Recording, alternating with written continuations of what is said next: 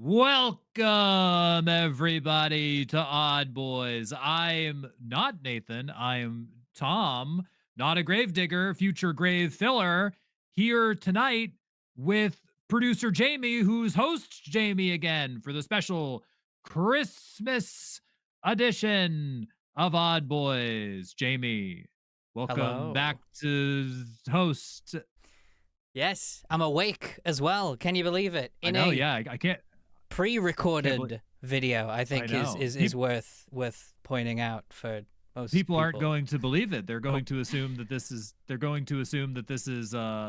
AI. yeah. This can't possibly be happening. You're actually awake. You're wearing a holiday sweater.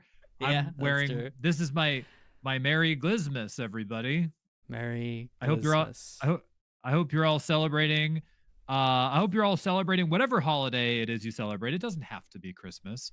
It's any whatever holiday you do celebrate, or if you don't celebrate it, there's people that don't celebrate a holiday. What we do celebrate here is Glizmas, though, and that is a holiday we can all celebrate together. Is just slamming glizzies, I to be honest, should right? we show people what glizzy actually is? Because what if some people Glizzy don't overdrive. actually? Yeah, I don't know if people would actually Well, know who glizzy is. I mean, I know well, some I people will because they've been in your streams, but what if like some people haven't like been Well, I there mean, before? a glizzy is just a hot dog. That's like, do people just? Oh, I There thought you is were a video. literally talking about the streamer. I was like, So what Jamie is referring to is there is I don't remember the streamer's name, but there's a streamer on oh, TikTok that he was on H3H3. I think he was on some other podcast.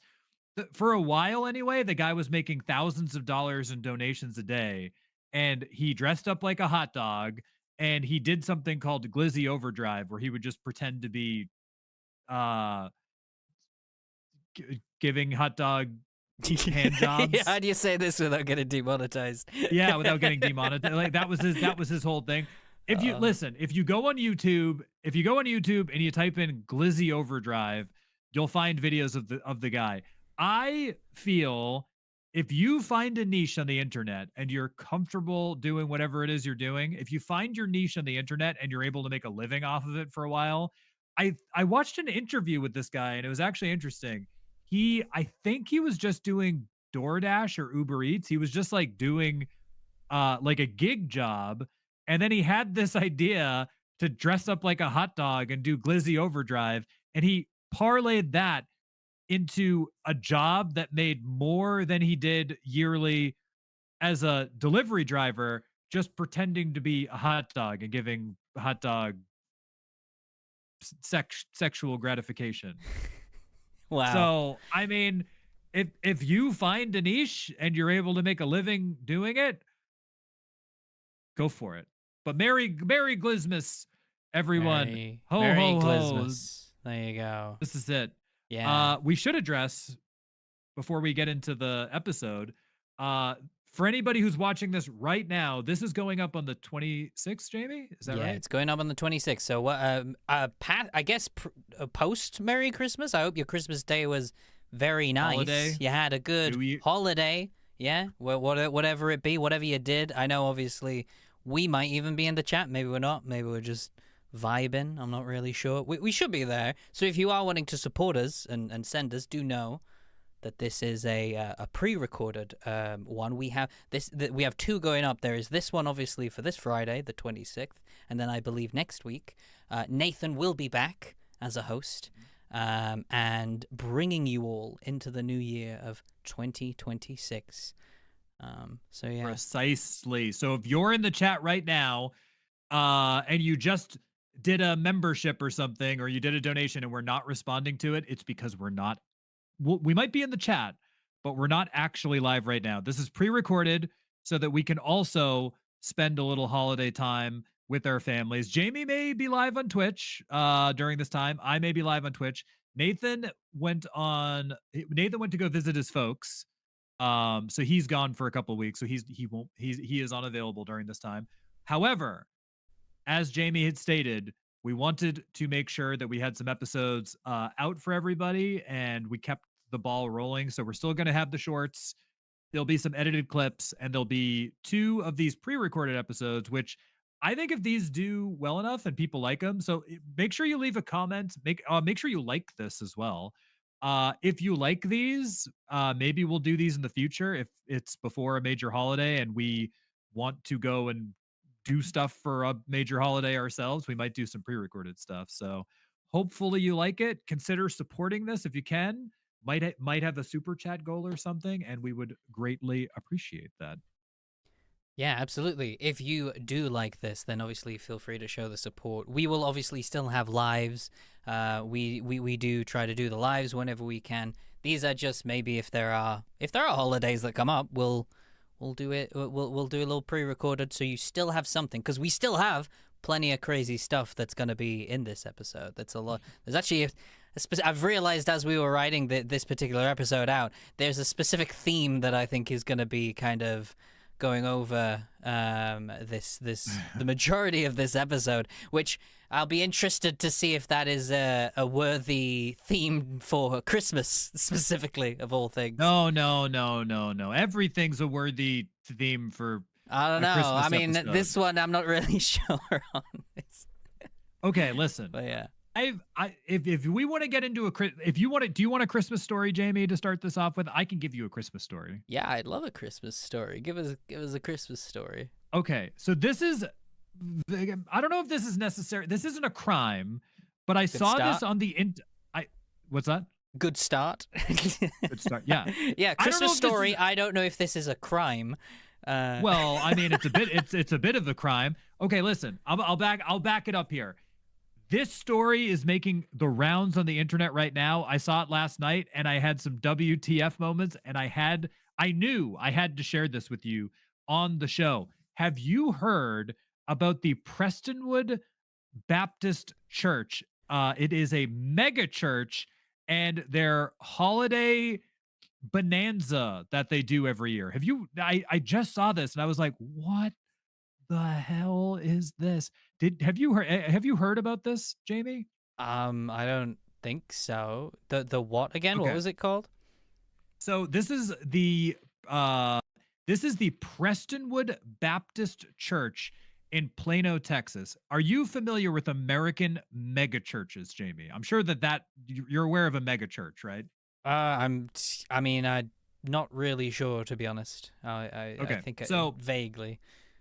Basically in America, there's many of these, but this is just one of them. So a mega church is like this gigantic stadium-sized church that parishioners go to. They lend their support, but these churches are notorious for the heads of the churches making millions upon millions upon millions. These are like ultra rich churches that probably taking advantage of their parishioners a little bit here.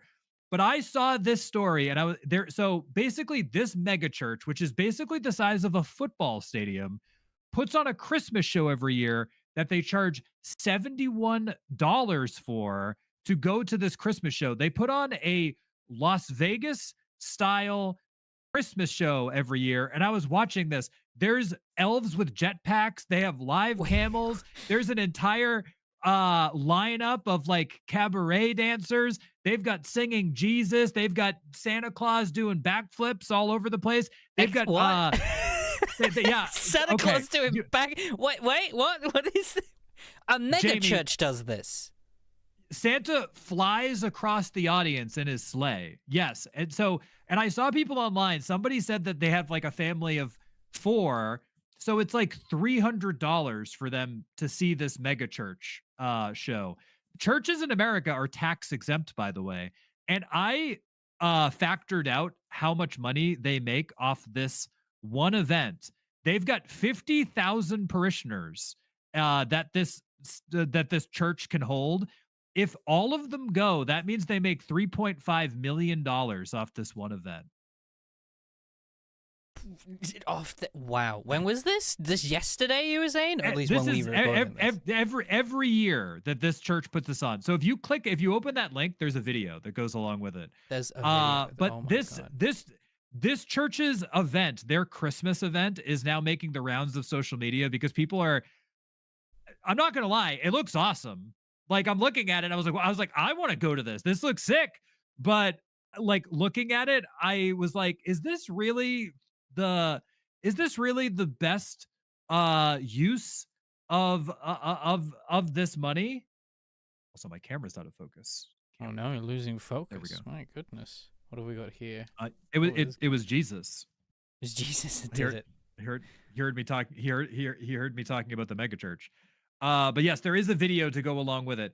But this is $71 a ticket to go to the Christmas show for this church, and they put it on every year. It's bonkers. It's Tearing crazy. Dallas apart. Oh no, it's always sideways. Can I full screen this? I don't know what that looked like. Look at this. What the hell? They have fireworks. This is a church. This is a church. They do this every year. This is their Christmas show that they put on every year. 50,000 people. This is a football-sized stadium, Jamie. What the hell? They got little Oompa Loompas by the look as well. It's like, what the heck? I've been expecting you both. Is this? Oh is wait, this. now- I think this just went on to a different one there. Oh my goodness. now it's just now it's just playing a Lifetime original. Now it's movie. just now it's just giving me adverts for things. It's like, oh lovely. In the- That's incredible.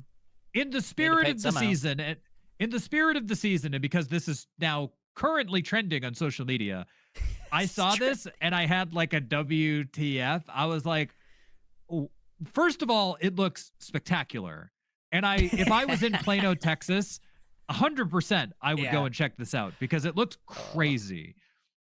But I think it does beg the larger conversation. What's the megachurch pastor's name? The other one, Joel Osteen.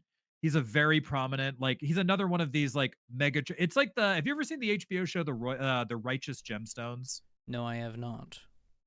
You should watch it. It's Danny McBride. It's Danny McBride. It's a really funny show. But that's basically what that's what that show is all about. It's John Goodman and Danny McBride. But they're a mega church family. That's the entire plot of the show, is that they're a mega church family, and they put on these like ridiculous displays, and they're all incredibly wealthy, and they all live in mansions, and they drive Bentleys, and like but like that's the it's a that's a satirization of how these mega church pastors operate. And Joel Osteen is, I'm trying to remember the exact controversy with him. I think it was after Hurricane, and I people can fact check me on this, but I believe Joel Osteen, who's another one of these mega church guys, he had one of these like super large congregation, and these are all over the US, by the way. He had another one of these mega large congregation type places, and I believe it was after Hurricane Katrina. People asked him if they could shelter in his church, and he said he turned them away and said no. Wow. But I think that like begs the question of like how righteous are these mega churches, and they clearly operate to make a profit, because churches themselves are a huge scam. And I'm and not to get down on anybody, if there are plenty of great congregations, I'm sure, of churches that actually help people, and they actually help their community, and they're great places, and they're caring and all that stuff. These mega churches are not. These mega churches are definitely made to siphon money directly out of their parishioners' pockets. And I think a prime example of that is putting on a Las Vegas sized show every year and charging $71 a ticket to the price tag of possibly making $3.5 million. They're also selling merch, and they're selling beverages. Oh yeah, they'll have made way more. Yeah, it's just insane. Right. And they're saying that because, like, I read another thing that said that like because of this Christmas event, they get people to go. Part of it, it's like a little bit of like, come to our thing and then be saved. So it's like, come to our thing, enjoy our show, then sign up to be a parishioner, then give us all your money, then be saved by Jesus because hallelujah, joined the mega church. So I definitely think these mega churches are a huge scam, and I was mesmerized by this church's Christmas, their overly indulgent Christmas display, when they should be using that time and that money to better serve their communities and not uh put on this gigantic display. Yeah. Although awesome and looks Though sick, absolutely incredible, right? impressive, one could say. Although impressive and absolutely sick, this is not the best use of funds. Oh my goodness. Yeah, I mean, it reminds me of the thing that I told you about with the viral thing of the baby formula. I'm assuming that's probably what the woman was calling. She was probably calling the mega churches then, if it was the ones. And they just say no. Yeah, because I think I heard that some of the smaller churches in that story, they might have actually helped her a little bit. Some of them, not all of them, but the mega churches Right. are the main ones that I think were. If I'm assuming this, because again, I didn't know that was the name for them, but I think that's the ones they were targeting specifically to show you how much of a scam they were. You should check out the righteous gemstones. It's pretty funny. Okay. And I know a bit about these mega church type things. Yeah. And it's just a satirization. It's Danny McBride, Walton Goggins, and John Goodman. So it's a really good cast. It's very funny. And it's just them lampooning these like mega churches and how like ridiculous it is that these like somebody like I and fact check me if I'm wrong here, anybody, but Yeah. somebody like Joel Osteen, like that pastor, I could actually this is a pre-recorded episode, so let me just do a quick Google. Just a little bit of a Google. I'll entertain the chat, maybe. Or maybe it'll be skipped out and you guys will never see this. See, this is the problem when there's only two hosts. Yeah. I can't fact check Tom on these things. It is Joel Osteen, Gotcha. according to the internet, his net worth he's worth somewhere between $50 and $100 million. Insane. And this is wow, this is okay. right. So like, to give you an idea, these mega church pastors, while preaching, you gotta make sure you give your money to the church. You gotta make sure you donate everything. Donate everything to the church. Give us all your money. Give us your paychecks. You'll be saved. This man personally is worth $50 to $100 million. And that's a different church. But like, for example, this is like how much these people are worth. Yeah, that's just insane. Especially with it's people starving, and then but no, $50 million just going to one guy's pocket. That's always the best way to go for a church. So you guys, so if there's anything I've learned from this, is just continue to give money to the big churches, right, Tom? And just give all your money. And I actually just Googled it. I actually just Googled it, and it was Joel Osteen. He faced heavy criticism during Hurricane Katrina. It was not. Excuse me. I'm fact checking myself right now because we don't have that. We do. I don't have Jamie. I don't have Jamie to fact check me because he's a host right now. Yeah, because I'm following cams. I'm doing all the other, so I can't fact check Tom if he's got something wrong. So chat, you have to be the fact checkers now, even though we can't see you. You've got to. I was sort of right. It wasn't Hurricane Katrina. It was Hurricane Harvey, a different hurricane. Okay. It was Joel Osteen and his mega church, and he did deny entry to his mega church. The city wanted to use his church as a distribution. They wanted to use his church to like help people, shelter people, get them out of the storm, and he said no. And he faced heavy criticism for this. But it was a hurricane. I was right. It was Joel Osteen. Yeah, and it was a hurricane. It was a hurricane, but it was Hurricane Katrina. Wrong hurricane. Hurricane Katrina was 2005. Hurricane Harvey was 2017. So, it was Hurricane Harvey. But the same sentiment. But like, if you're a preacher man or woman, don't you take a vow of poverty? Isn't that like part of the whole thing? Like, yeah, but then where can he hide his millions, Tom? Like Smaug, he can't just sit and do money angels if like all the poor come into his super mega church. What do you mean? You're right. Think of the rich, Tom. The poor rich. having to like need to shake hands. I need to think with... I need to think about Joel Osteen. Joel Osteen, who, by the way, his megachurch is a 17,000 seat megachurch stadium. Ooh, yeah. See, now we're talking about the And cool stuff, Tom. And he told all those poors that wanted shelter during Hurricane Harvey, he told them to GTFO. Yeah, and then he got Santa to do a backflip in front of them as he rolled away. No. Joel, that's a different church. That was a yeah, different I know, church. but he could still do it. He could still like get a Santa Claus. He's got the money to do it, you know. So why? That's true. If one mega church is going to do it, then why not just get like all of them? They should all be taking these ideas and just flaunt their money, you know, make it more cool. That's true. Well, this church certified corrupt, yes. Certified but they are jail putting time on in another time period. They are putting on a Christmas show though, so it fits the theme of today's episode. Certified Christmas, then. There you certified Christmas. I want to go to a Christmas show where they have elves doing backflips with jetpacks on and Santa's flying across the audience, and they have live camels on stage, and they have a full set of cabaret I forgot about dancers. the camels. I didn't realize. I was taken aback by the flying elves just like flying around. I was just like, you know, I think I, like a lot of people now, like, you know, I last night after we recorded, I did a stream myself. I was just looking for stories on TikTok, so I was just doing some scrolling.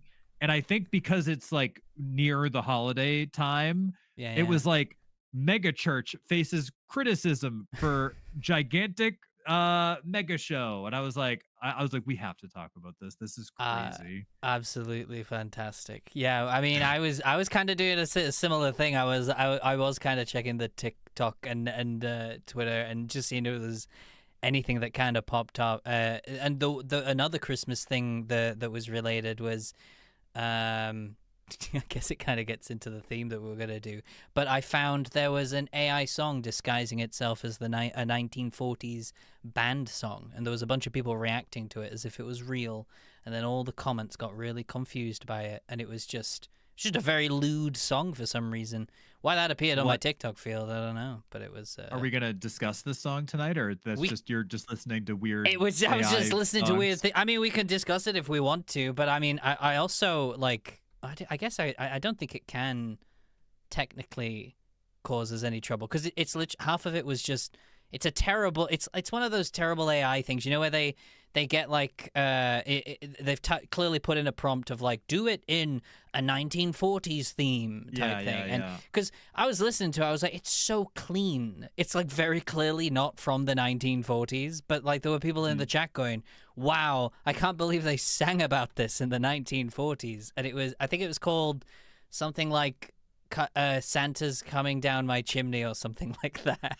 It was... I mean, I think we're in that strange like phase of AI where I don't think everybody is aware that these things are going on. Like your regular, like just regular Joe, like construction man, like I think if he hears this show up on his Facebook, like somebody post this funny song on their Facebook, this like regular guy, I don't necessarily knows that they're creating all of these AI songs now.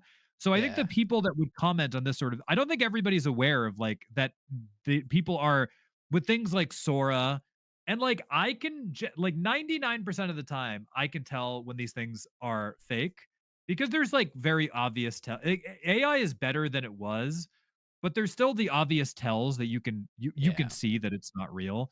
But I think to the untrained eye, or somebody who's just not really looking for that type of content, they're going to hear this and be like, "Oh, this is like, I can't believe that there was a jazz song that talked about Santa coming down the chimney or whatever." Yeah, whatever that's what it was. It was Santa coming down the chimney, and I can't remember what she said. Something like, I forgot all the sweet names. She was basically, there's a lot of like euphemisms in there, just like basically like oh my goodness. And everyone was making these... I don't know what it is about TikTok as well, is I guess it's where everyone who has, I don't know, failed acting school or never been an actor tries to act and it's just it's the worst thing ever. It always reminds me of if when someone's just casually talking and you need them to make a video, and they suddenly there's a lot of people where their voice just immediately changes when the button of record is pressed. Like their voice, they put on their announcer voice, they become their presenter stiff, voice. they don't move, and it just I feel like that's the majority of TikTok reactors. It's just like, it's very clearly they're aware the camera suddenly, like they probably are really normal, like they talk normal and do all their but then for some strange reason they don't look real. I don't know how to really describe it, Britt. I think you're being really generous with your assumption here. I guess maybe. I will say that I am the greatest actor in the world because I've been directed by Jonathan Frakes. Oh, wow. Look at you showing Commander off. Riker, also host of, believe it or not, Fact or Fiction. Wow.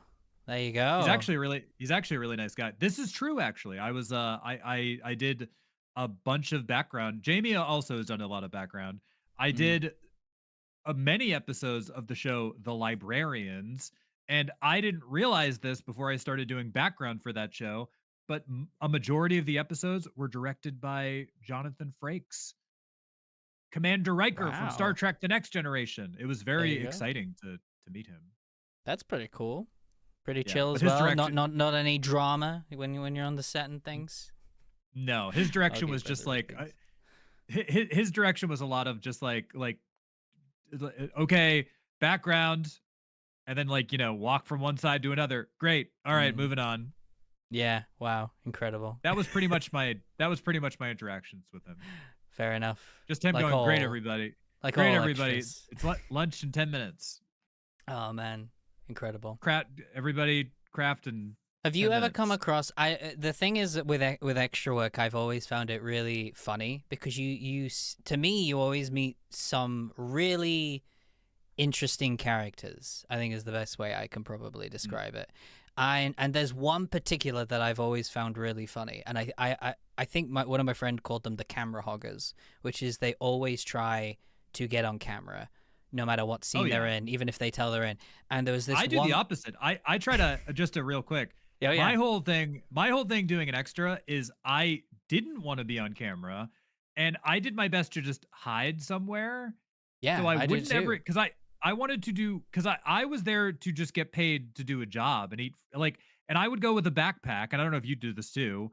I would go with a backpack. I would fill it full of as many free snacks as I possibly could.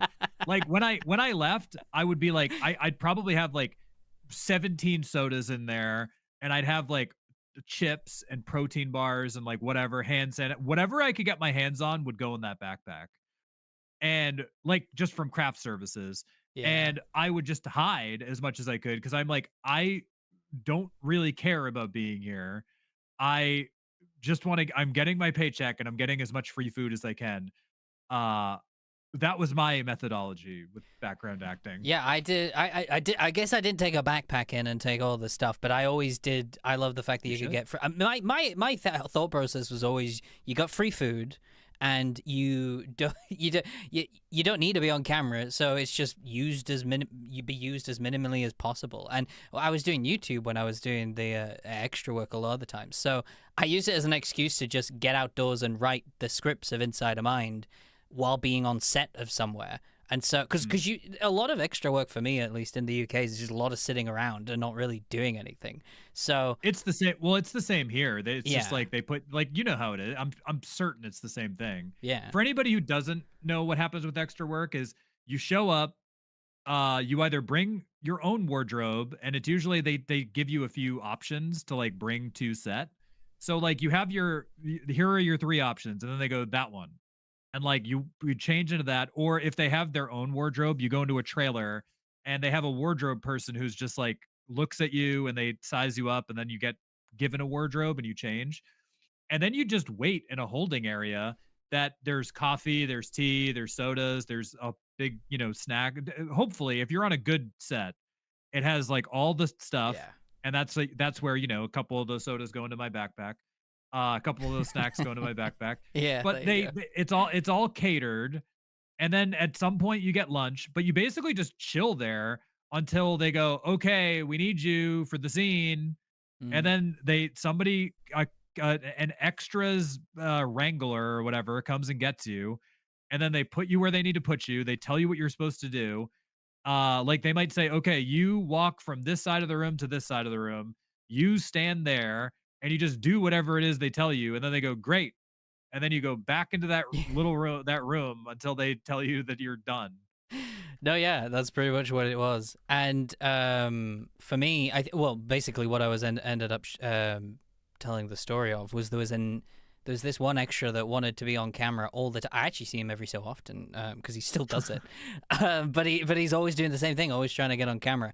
But there was this one scene of there was this fight scene between, I think, two guys, the main characters. And in the final cut, it actually it has 4 different shots from each side of the ring, and he's at the front on all 4 shots when it cuts between all of the 4 because he'd snuck in to every shot. They knew he wasn't supposed to be there, but and they were like, don't need to use you, but then he snuck on after they called all the extras on set, and he got to the front. And so in this one scene where this guy's getting punched, it'll cut to another angle and you just see him cheering in a completely different place. Basically, so for anybody who doesn't understand this, you're not supposed to do this like as an extra. You're supposed to. You're supposed to be in the background. I think it was Brad Pitt. I heard a really funny story because he started as a background actor. I think it was Brad Pitt. And he talked about his first time on or one of his first times being on set. He was a waiter in a movie. Yeah. And he that's just like he was supposed to show his action was walk in and then pour everybody their drinks and then go away. And he decided to sneak a line in to try to get into the movie. And he said, will there be anything else? And then they immediately called cut, and they were like, if you ever do anything like that again, you will never work here in Hollywood ever again. Oh, wow. But you're never supposed to do anything like that. But he decided to try to be like, will there be anything else today? And they immediately stopped production and were like, no, don't do that ever again. And then, of course, years down the line, he became a very famous person. Yeah. But as an extra, your job is literally, you're just there you're just decoration for the scene to make it. You know what the weirdest thing is, Jamie? I don't know if you ever have this. I've done a few extra jobs. I've done extra work for Grimm. I've done extra work for Portlandia, Librarians, commercials. I've done a bunch of TV shows. Grimm did a lot of food stuff for some reason. There were definitely a bunch of episodes that took place in restaurants. I think because the main character, I forget his name.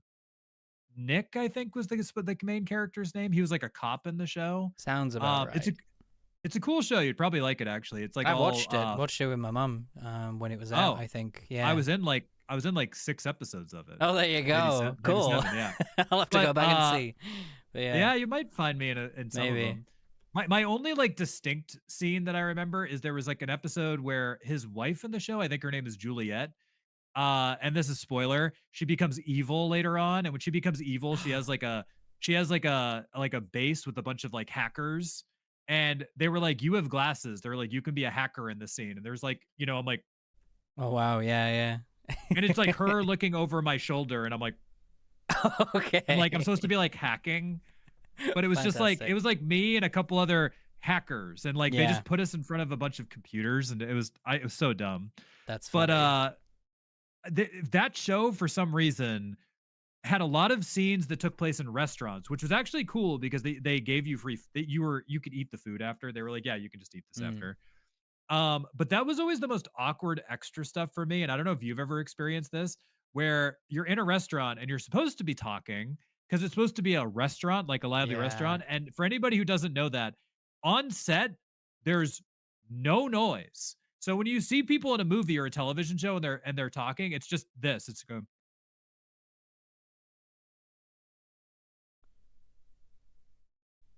But yeah, that's so actually weird. It's what's even weirder is if you're in a nightclub, because I have done that. They do not have the music playing. You have to dance. You literally have to dance with no music. and they put in the music afterwards. It's so they can obviously hear the dialogue and all that. And so you're just literally dancing to silence, and you're supposed to look happy. You look crazy. You look absolutely insane just doing this little jig. It's actually really I wish that they shot so with after COVID, I noticed there definitely has been a downturn in work, but I used to get extra stuff pretty often. Yeah. And I had some cool stuff. So I definitely miss I miss getting all the work. I did a commercial once with Usain Bolt, Oh, really? the runner. Yeah. Yeah. Like I've done some like crazy ones. Like that was just like he had to like run and I had to be like, yay. Like I was just a guy. There was like a crowd quietly? of like yeah, it was just it was a crowd of like 20 people, but I think Nike did a commercial, and I was like part of the crowd, and like they hired Usain Bolt, and I got to meet him and stuff. But yeah, I've done some cool stuff. They just don't really shoot as much stuff anymore, Yeah. and it's really sad to see that with Hollywood. And this is like sort of I guess we do talk about entertainment stuff. I think because Jamie and I are both, and Nathan too. I think we're all movie guys. I think we all collectively love cinema, and that is very sad that they like. I feel like I used to get work. I used to work consistently, and I just don't anymore. Like I did a movie with Elijah Wood that I did like 3 days on, and like that was awesome. He was a super nice guy. Um, but yeah, past like 5 or 6 years, they just don't, and I don't know how it is where in the UK, but they just don't shoot as much stuff out here anymore. They still film quite a fair bit over here. The only difference I think I've personally noticed is there used to be a lot more period dramas. There isn't as many period dramas now. Because that was a lot. They'd obviously had to like rent all the costumes. They usually had to build sets. Whereas now I've noticed the times when I've got, because I stopped doing extra work for a bit, but then I decided to get back into it for a bit. And the jobs that come up now are more modern.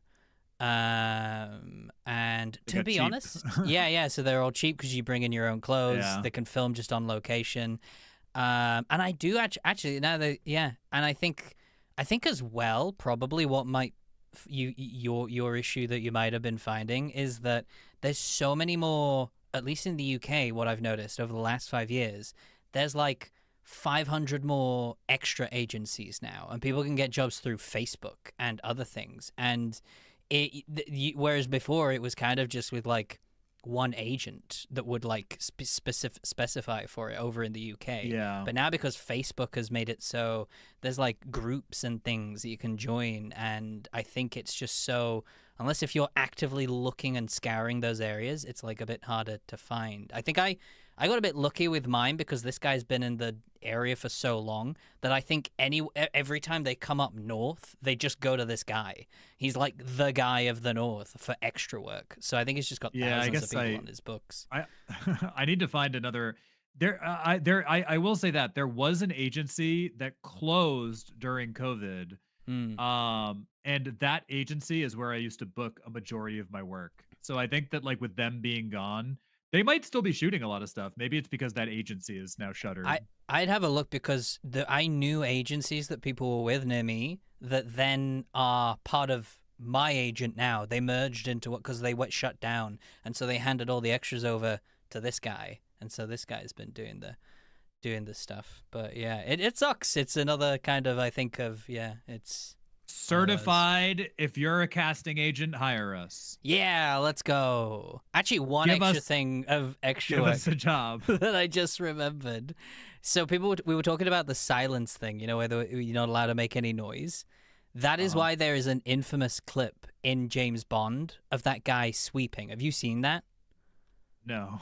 Have you not seen that? Okay, so in a Daniel Craig movie, there is a guy. So James Bond is just on the phone, and he's just like, I don't know, getting his next mission or whatever it is. And in the background, there's a guy sweeping, but he's sweeping the air, and he's not actually sweeping on the ground. And it's obviously because they've told him that's making a bit of noise. Can you sweep but not make any noise? And so he's obviously like sweeping the, but it's in the shot, so he's just sweeping nothing. So it just looks ridiculous. Yeah. Yeah, so it just looks like, insane. It's like that in there's like a very infamous clip from the movie Twilight. I don't know if you've ever seen Twilight, but there's a scene where I think it's Kristen Stewart, the main actress. Oh She's yeah. putting ketchup on her burger or whatever, and she just goes, but there's nothing in it. That's incredible. Because like she's not gonna eat the food. She's just Oh going, yeah, so she's just putting it down. but like it's a squeeze bottle, and she's just like like people make fun of the clip all the time. It's super funny. Yeah, The first time I saw it, I was like, oh, it's the clip. Because I hadn't actually watched Twilight like until recently, yeah. but I'd seen that clip because that clip was like everybody made fun of it, and I was like, it's the clip. But she picks up this squeeze bottle and like goes like, and then just nothing comes out. That's amazing. It's I pretty do funny. love stuff like that. That. To me, that's what makes movies. Those random AI where no one thought about AI it. AI can't do that. AI can't do AI that. can't AI It's- can't do these gaffes. This is what we need people for. We need people to do dumb stuff during movies. Make sure you Yeah. hire people. People will do the dumb things. Yeah, well, actually, that's kind of like one of the arguments I saw right now. AI kind of does those things that make stuff wrong, and that's kind of why AI is probably a little bit enjoyable now for a lot of people. But then when it Because it looks becomes weird. perfect, and you don't have those weird things, I think then that's when it starts to become boring. When it's absolutely you can't tell, you know. Well, it's like it's funnier to make fun of Will Smith eating spaghetti when it looks like He's crazy. inhaling it. Yeah, it's just sucking into Right. his face like it did in But like when- 22 or whatever it was. right. But when you're just watching Will Smith eating spaghetti, you're like, oh, this is just Will Smith eating a plate of spaghetti. Exactly. It's like, oh, this is It's actually not as fun. But then you look at the one from 22. It's like, what the fuck is happening there? And the face is just consuming and merging with the spaghetti. It's 10 times more funny. Whereas, I hope that Sam Altman is paying attention to this podcast here. Give us our cursed video of Will Smith eating spaghetti, yeah, we need it. please. Yeah, we need 100%. it. That's what AI should be. AI should be my. terrible and awful. Yeah. Speaking of AI, terrible and awful, Tom, this might be a Oh, very God. nice segue. Oh God. Have you seen, although you kind of sent it to me, so I guess you kind of have, but have you seen the McDonald's AI Christmas ad? I sure unfortunately have. And Yeah. for anybody that is watching this in the audience, it's as bad as you think it is. It's pretty bad. So bad, in fact, that McDonald's, I think it was McDonald's Netherlands that actually uploaded the video. And it received so much backlash that it was taken down. And luckily, because it's the internet, nothing is gone forever when you try to No. delete it. And so I've managed to get it, and I think we can Oh boy. react to it here. I've actually uploaded it to my channel. It's private, so we don't get in trouble. But This is the new Inside of Mind video. this everybody. is I hope actually you're- going to be my big return. I'm just going to upload this to. So for to the thing. Billy Joe 42069, whoever has left a comment on Jamie's channel saying, but when is Jamie returning? Yeah. It's just gonna be him. Jamie's gonna start making AI videos. Yeah, that's the future, guys. You need to get with it or get left behind. It's just the reality. This video actually is AI right now. This is actually not pre-recorded. It's fully AI. Look at that AI Tom right there. It couldn't figure out if he was a human or a glizzy. So he's just it just became both. It just couldn't figure it out. I merged. Merged together. It's very unfortunate. half man, half glizzy. Yeah, that is the future right there, guys. Take a good look at that. That is the future. It's the future. Right It is. there. Well, I will say before we watch this, Yeah. I have noticed that Coca-Cola has left their. I'm actually really surprised. Coca-Cola went the other direction, and rather than take down their AI ad, because it's I think it's sponsored in TikTok. I think that they throw some like advertising dollars towards it. It shows up in my TikTok feed like every day, where it just like pops up.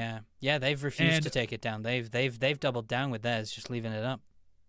I think sadly, companies are going to use it.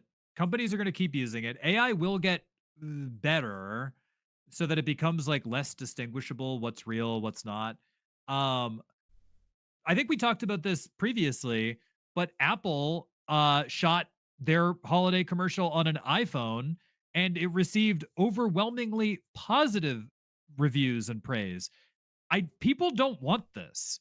And I actually saw a really interesting, very quick video the other day. I don't remember the channel's name, but it showed the tech, the seven tech companies mostly responsible for AI and this technology happening right now.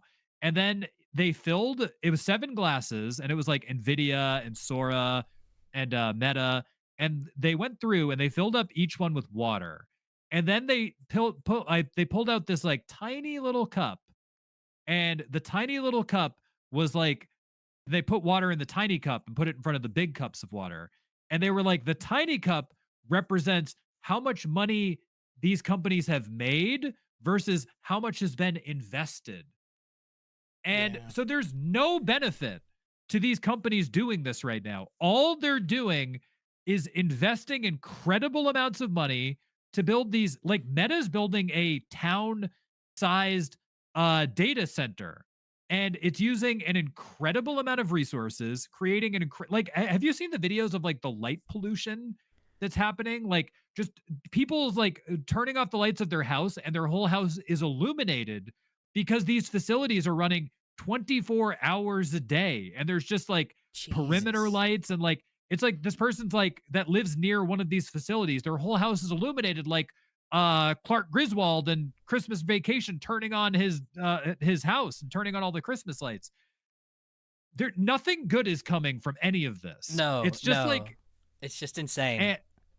but this is unfortunately where we're headed, and Yeah. I do think it's nice that Apple is at least filming their holiday like small victories, I guess, even though Apple has like I saw that the new Apple computers have Apple Intelligence. So like even Apple, they won the holiday battle, but the war is still like they're still putting AI in their computers and their phones going forward.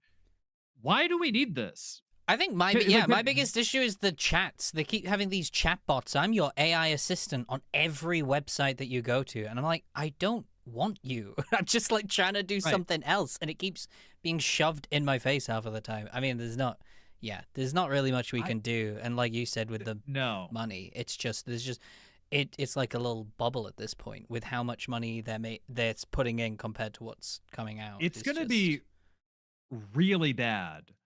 Like looking at something like that, where that guy put on the demonstration of how much money has been invested versus how much money has been generated.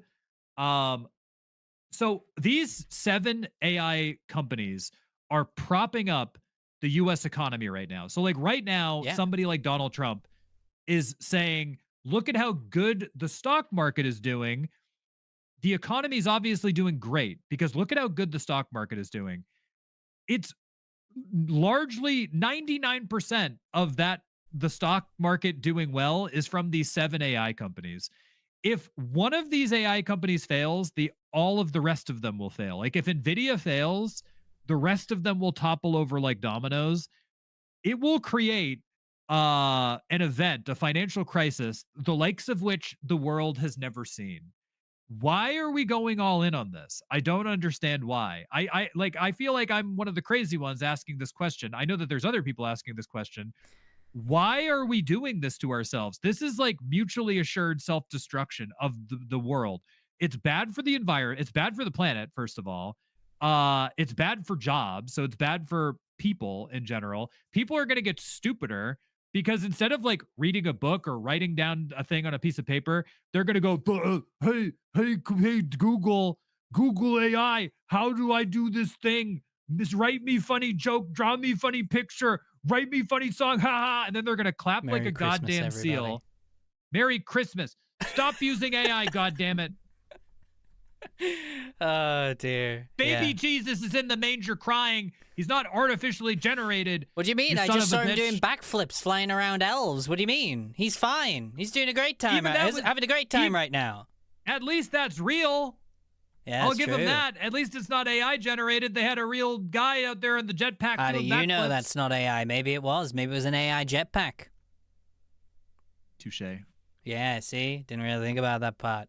It is kind of... it's funny you mentioned the Apple thing, though, because it is interesting that that is now praised just for purely... It's becoming in the theory that many of us have predicted, is that humans being in videos are going to be like, oh, this has a human in it. Do you want to go see this movie? It's like, it's got a human in it this time. That's what everyone's doing for this Apple commercial. They're like, guys, this has got a human in it. Do you want to go see the Apple commercial? It's got a human being in it. It's really sad because it's like setting the bar so low. It is. It's literally that's wild. That like, yeah, you guys win the best Christmas award because you got a human in it. So I think what you're saying is if we wait a couple of years, right? You hear me out here. Hear me out. I'm ready. Inside of Mind is on hiatus until 2030. Okay. Okay. You with me so far? I'm with you. Okay. Yeah. What we got? By 2030, all of the teenagers will keep creating bullshit analog horror ARGs, but pretty soon they're just going to start making them with AI. They're going to keep doing it. That's when in 2030 we swoop in and just make a super low effort ARG, but because it's made by people and analog horror, of course, because it's made by people and we just shoot it on a handy cam or something, it doesn't even have to be very good. We will get that audience. We'll get that ARG audience of the purists, and then we'll make $1 million. Wow. I think you're onto something there, Tom. I think I think that's where the money is, because the economy will have collapsed and then recovered by then as well. So we can ride that high when we fly in, you know? By then, we'll find out who is going to be the president at that time. Oh, no. I'm very scared of that. Lovely. That's incredible. This is we're on a side tangent. This will be edited into a clip anyway, so we can go into a little bit of a side tangent. Yeah, well, this is the thing. Sometimes there's a side tangent that turns into a clip, so who's to say? Did you see that? Did you see that they're tapping Kamala Harris? She's ready to run. You're kidding. They're not actually going to make her run again. Oh yeah, she's the front runner right now. Kamala Harris. No, are you serious? Yep. That's. Oh, I'm serious. I saw an article earlier today. They're already trying to tap her for a possible run against whoever the Republican Party puts up in the next election. Oh my God, they really don't care, do they? They genuinely just don't give a shit. That's just the only thing I'll say is that she could win this time, only because I do think if things keep going the way that they're going, Trump will be so deeply unpopular by then. And like, hopefully Trump does not, I know that legally, quote unquote, Trump can't run again. I hope that he doesn't try to push that because that's a whole different can of worms. But whoever runs in the Republican Party, if they're attached to Trump, I think by that point he'll be so deeply unpopular that she might be able to win just by the sheer fact that she's not a member of that party. But I know that she'll win, but that is not why I'm disappointed in that, because I know what she'll do. She'll keep things the same as whatever state Trump leaves it in. And then a vengeance will come back, because that's what's happening right now in the UK with the Labour Party. They just came in and just continued the same thing that the Conservatives have done. And they are at their lowest ever, to the point where they might lose. And that is where the Democrats will be if they're just going to bring in Kamala Harris. You're going to be in the exact same issues. I don't know who else at this point, I don't know who else we would run. I mean, I know that Gavin Newsom is like somebody whose name is mentioned. Yeah. I guess you just don't have any candidates, do you? There's just not really any good ones. Yeah, I've heard Tim Walz again, but like Tim Walz, I think has already been like kind of like tainted from the last run. Yeah. I don't know who else we would. I mean, maybe that's why they're like, well, Kamala. Yeah, well, Kamala, she might win. Never know. Merry Christmas, we're all everybody. dead. Merry all Christmas. Right. Well, Merry Christmas, everybody. Merry Christmas. Thank you for any... a reminder, everyone, that this is a pre-recorded stream, so if you are sending any notifications or any donations, we do appreciate it, because any kind of things that's been sent to us is greatly appreciated. Nathan is not with us for this stream, in case anyone has been wondering where he is. He will be with us next week in the new year and the new things. On right another after, pre-recorded episode. because we've got 2 pre-recorded episodes coming up while we take these breaks. But we hope this is entertaining anyway, even if we are just complaining about AI. We have funny AI stories that we will eventually get to after we yell about the state of AI, the economy. I will say that this episode is it's going swimmingly. This is what the people are here for. I hope so. I have no idea. Can't even see the chat. I have no idea. If you are enjoying this, please consider getting a membership, or we probably will have a super chat goal in the thing. And we greatly appreciate your support. It lets us keep ranting. If you want us to keep ranting long into the future, please consider supporting the program. Yeah, or sending a super chat, or becoming a member, any of those particular things. We have our New Year's resolution, I guess, is essentially to officially have the show go live every Friday, plug it at that time, and go throughout the year. Hopefully go 52 episodes throughout the year of 2026. And we're already doing that. If we get this out and the one next week, that means I don't know how long we'll have done it without missing a Friday. I don't know when the last time is that we missed a Friday. 2-3 months, maybe. Maybe I it might be a bit less than that, because I feel like we did miss a Friday, like start of November-ish, because I think we got a bit busy. Maybe. But we kind of been we can't be too far off of keeping a good streak right now.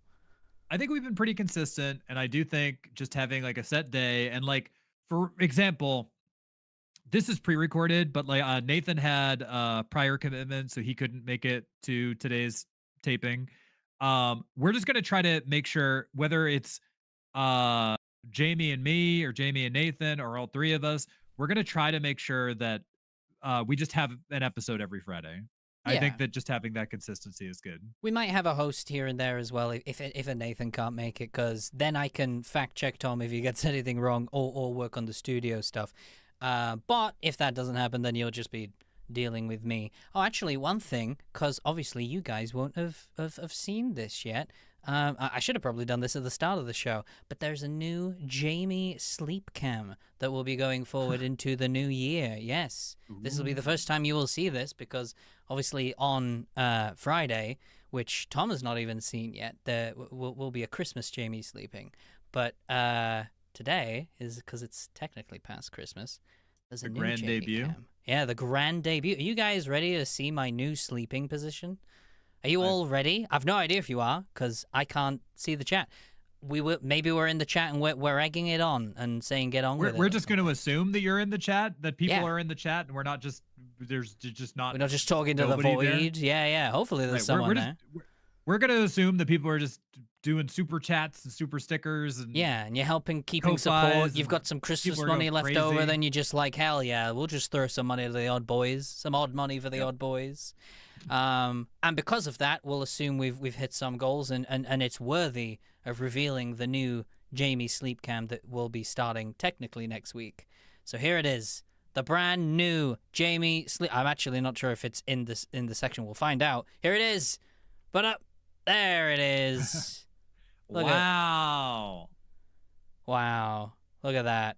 Having a nice little nap. Oh, is he waking up? No, never mind. No. There you go. He's still Just having a still big down- old down for the sleep. count.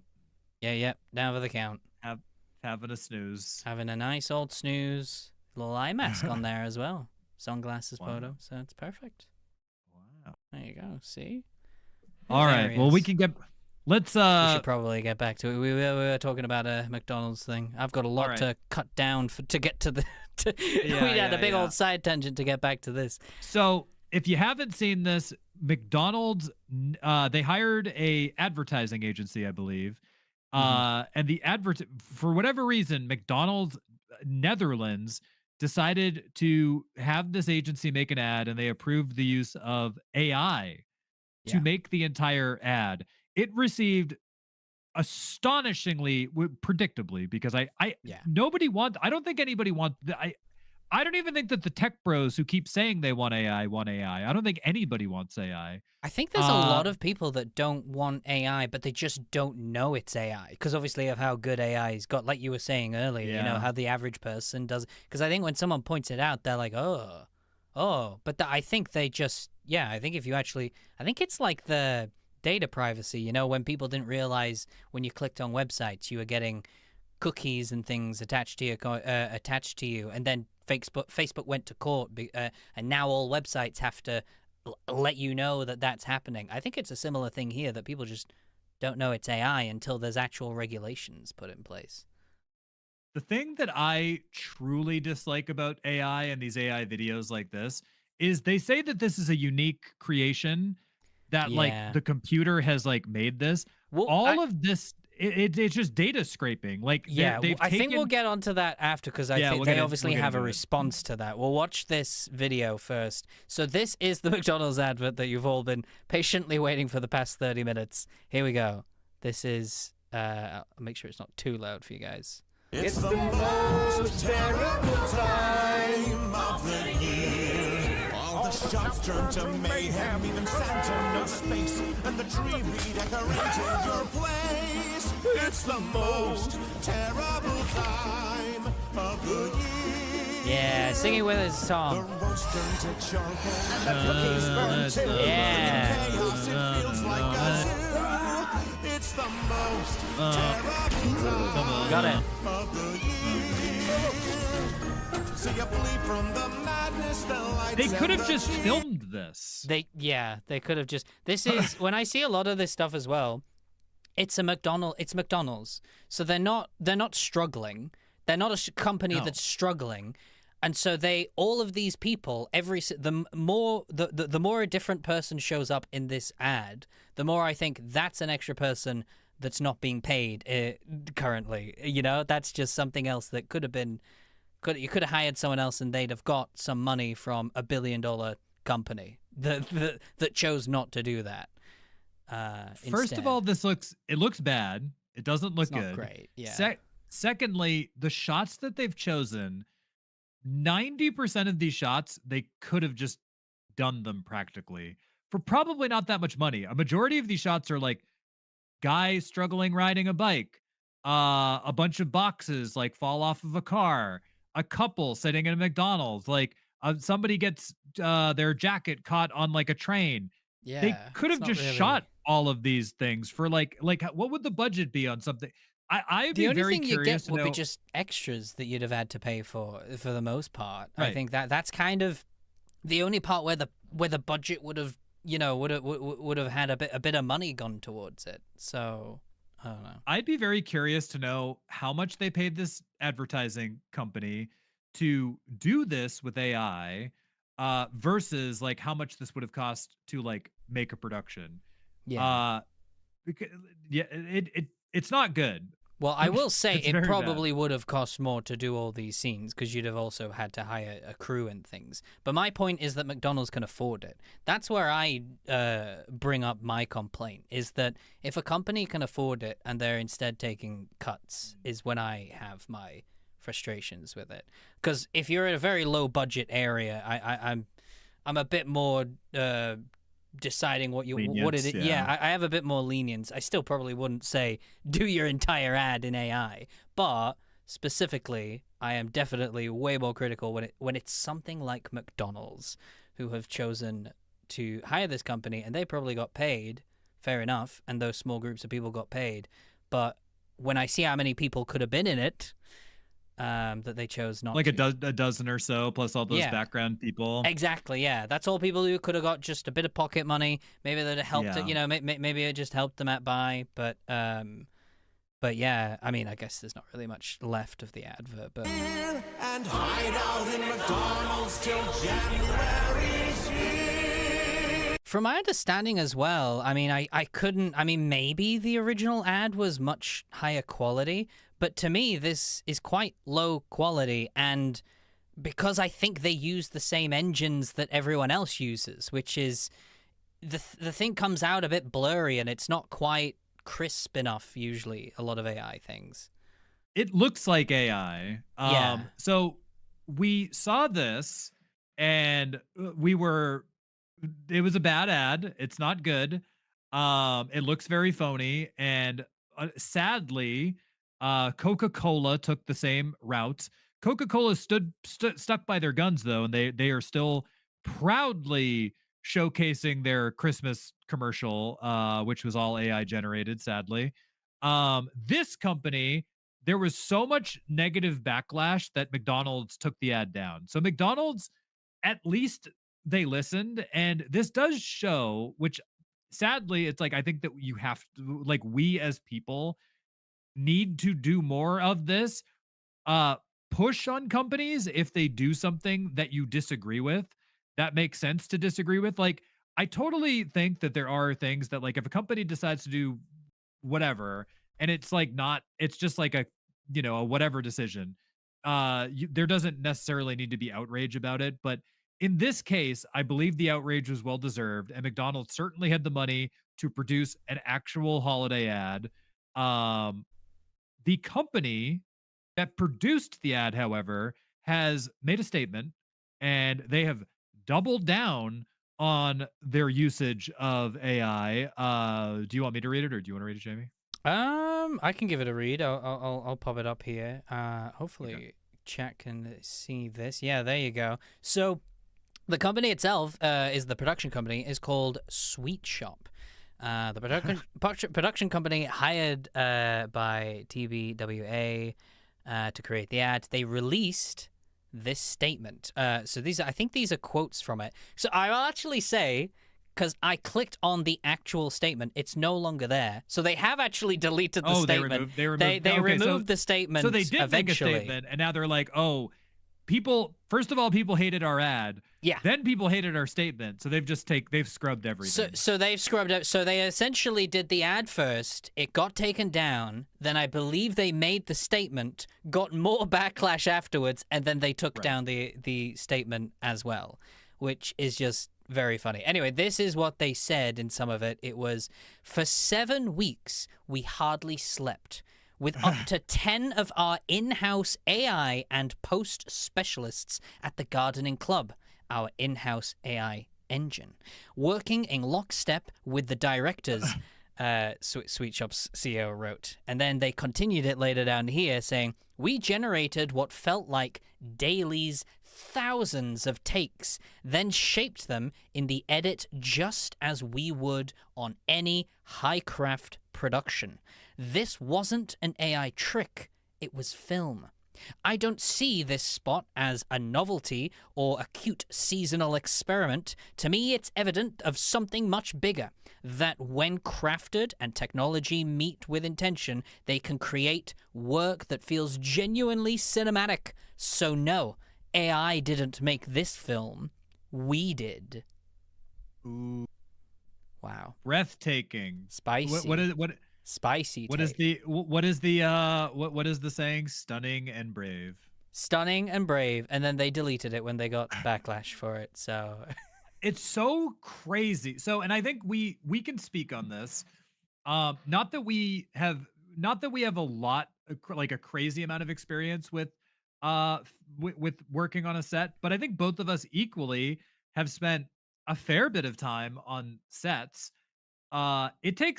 It's hard work to film something from beginning to end with, like, a writer, editors, you've got lighting people, you've got craft people, you've got actors, you've got directors, you've got assistant directors, you've got camera operators, you've got craft services, you've got wardrobe people. There's so much work that goes into a real production, and to minimize that and say that our prompt experts were sweating bullets typing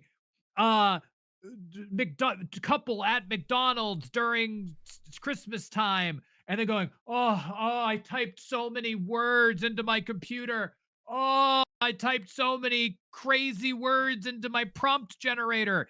That is insane and delusional. And I'm very glad that this company got the backlash that it did, because to even remotely compare the amount of work that it takes to make anything real, whether it be a movie, a television show, or even a McDonald's ad, a practical McDonald's ad, to compare that to what you did with your AI prompt experts or whatever, and then like editing that down, crazy, like so out of touch, so delusional. I am so glad that they received the backlash that they did. What's crazy to me is it's kind of wild that they apparently went through thousands upon thousands and doing this daily. And the ad looked the way it did. I mean, some shots definitely, if I just saw it in passing, you probably wouldn't notice that it was AI. But the song itself is so crackly and very AI-y. The fact that they spent thousands... The music is AI too, the music right? is so clearly AI, and they've apparently spent thousands to put this together, thousands of hours and thousands of take. That kind of just shows you if that's the best they've got to do that many times. AI is definitely not near the place they're claiming it is right now. If it's to get exactly what they've been looking for, It's just so it's so wasteful. It's like such a wasted endeavor. I feel, to be like, well, we can make something that looks like 60% as good as a real thing. 70% is good, which is good enough for us right now. We can do it, but it takes triple the amount of time to make something that looks like not very good, but like good enough. It just seems so like, it's so backwards. It's so counterintuitive to like real human production, human, like, and not that a McDonald's ad is art, but I look at it like you, is that shooting that employs all these people for a gig. And like, I guess you could have the argument to be like, well, maybe there should be a different industry, and like maybe there should be a different thing, and like, why are we spending the money on this television production, this commercial, when like we don't have to? And like, yeah, sure, but like, I think that the overwhelmingly negative response shows you that like the average Jim and Jane do not want this. They don't want this. And like, stop pushing this on everybody. People don't want this. It doesn't look good. It's wild that we keep pushing this agenda and nobody I maybe I'm wrong. Maybe I'm in the minority, but I feel like nobody wants this. Nobody, I don't want it. I don't think you want it. I don't think anybody wants this. Yeah, it's hard to say, obviously on the outskirts of just the average person. I think we were talking to Noah the other day, and I think he was somewhat right. I obviously won't speak exactly for him, but obviously he says that there could be a chance that people just don't really care because they're doing they've got so much work to do, they've got so much of their lives that they don't have time to properly sit down and be like, we don't want this or AI. So when they see some stuff, they're just kind of like, oh yeah, okay. I part of me likes to think that people don't want the AI stuff, specifically because I feel like young people are very much there is a trend in younger people, because there's articles on this now, there's other stuff that has been posted. Young people are going towards more physical media, analog, retro tech. They are becoming more interested in older tech, even not as older tech. Like, is it MP3 players and things like that from the 2000s? They're even fascinated by that stuff. That's for old people, Jamie. The young people want AI. They want digital. They want streaming. But I don't think I think because they've grown up on that digital space, that is why they are kind of looking for an avenue that feels more physical, something they can hold.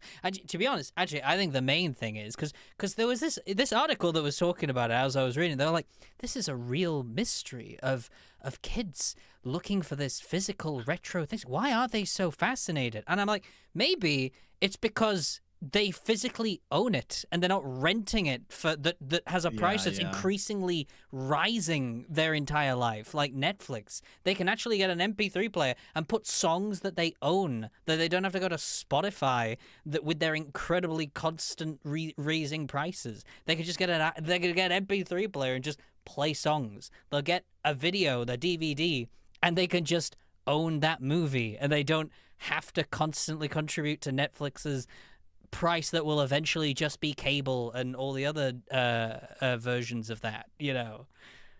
Oh yeah, no, 100%. Even I'm ranting. I'm Merry not, Christmas, everybody. yeah, Merry Christmas. Hey, you see that super chat goal? I'm sure that it's there. Yeah, there you go. Hopefully we've hit that so that we can buy our Christmas beans. We want to be huffing beans right after the show. Hopefully we've hit whatever that says. Drop a red super chat for Jamie and his beans. For my beans, I need some beans to huff them all. You know, it's what I do on Christmas Day. Sorry, continue. That's just it's a British thing. It is a British thing. You guys won't get it, you Americans. Yeah, you don't get it. What I was gonna say is even I, like, you know, obviously I'm not I'm not a 15, 16-year-old kid that's just like wants to get like an MP3 player or whatever. Even like I, who grew up with that, like, you know, at first I had CDs and then I had like an MP3 player and like an iPod and all that stuff. Even I found myself just being like, I don't want to use these streaming services anymore. Like, even I'm like sick of it. And like, I'm obviously older than they are. But like, I think the most recent example I can think of is last year, I wanted to watch the movie 28 Days Later. When I went to watch it, it wasn't available in America because of like licensing issues. So I eventually bought a DVD so I could watch the movie again. And eventually it did, like the new movie came out and they resolved whatever was going on and they put it out on streaming platforms again. But I was like, oh, this is like a real thing. And I want to be, if I want to listen to a song, if I want to play a game, that's something I was talking to DJ Nikki about not that long ago, is that Steam, I think it was like 6 months ago, Steam sneakily updated their policies. So even though they haven't done this yet, Steam could go into your library, and if they needed to, it doesn't matter if you paid for it. They changed the wording on their agreements that if you buy a game on Steam, you don't own it. You're technically just renting it. And if they need to remove that game from your library, they can do that. Because like if they suddenly can't host that game anymore, they can now pull it. So when you buy a game on Steam or like PSN or like whatever, you no longer own it. And the only website that allows you to own your games forever is GOG, Good Old Games, which is that's part of their like baked in policy, is that anything that's hosted on their platform is DRM free, so you own it for as long as the platform is around. Yeah. But I have thought about this a lot, like over the last like year or so, where I'm like, with AI happening, with more places closing, like, you know, video stores are almost gone, movie theaters are on the brink, and all we get is what's available for us on these streaming platforms. And when something like Netflix buys HBO and buys all these other ones, and Disney buys Hulu, and like it's all owned by like 1, 2, 3 companies. If those companies decide, like a good example is HBO shot an entire Batgirl movie, and then they decided, yeah, we're just not going to put this out. And they just scrubbed it. They shot, edited, in the can. The movie was done, and they decided, What's crazy about that is they were trying to do it for just tax purposes. And, you know, they did it as a tax had hundreds of people work on that thought, yeah, this is a thing we're proud of, we're going to put this out. And then they just found out it was a tax dodge movie, and they couldn't end up putting it out. It's just you're never going to see it. And so that's a little different in that they shot it and it was scrubbed for tax reasoning. But I believe it's the movie or the television show Westworld. They pulled it. I think it was Westworld. HBO pulled it.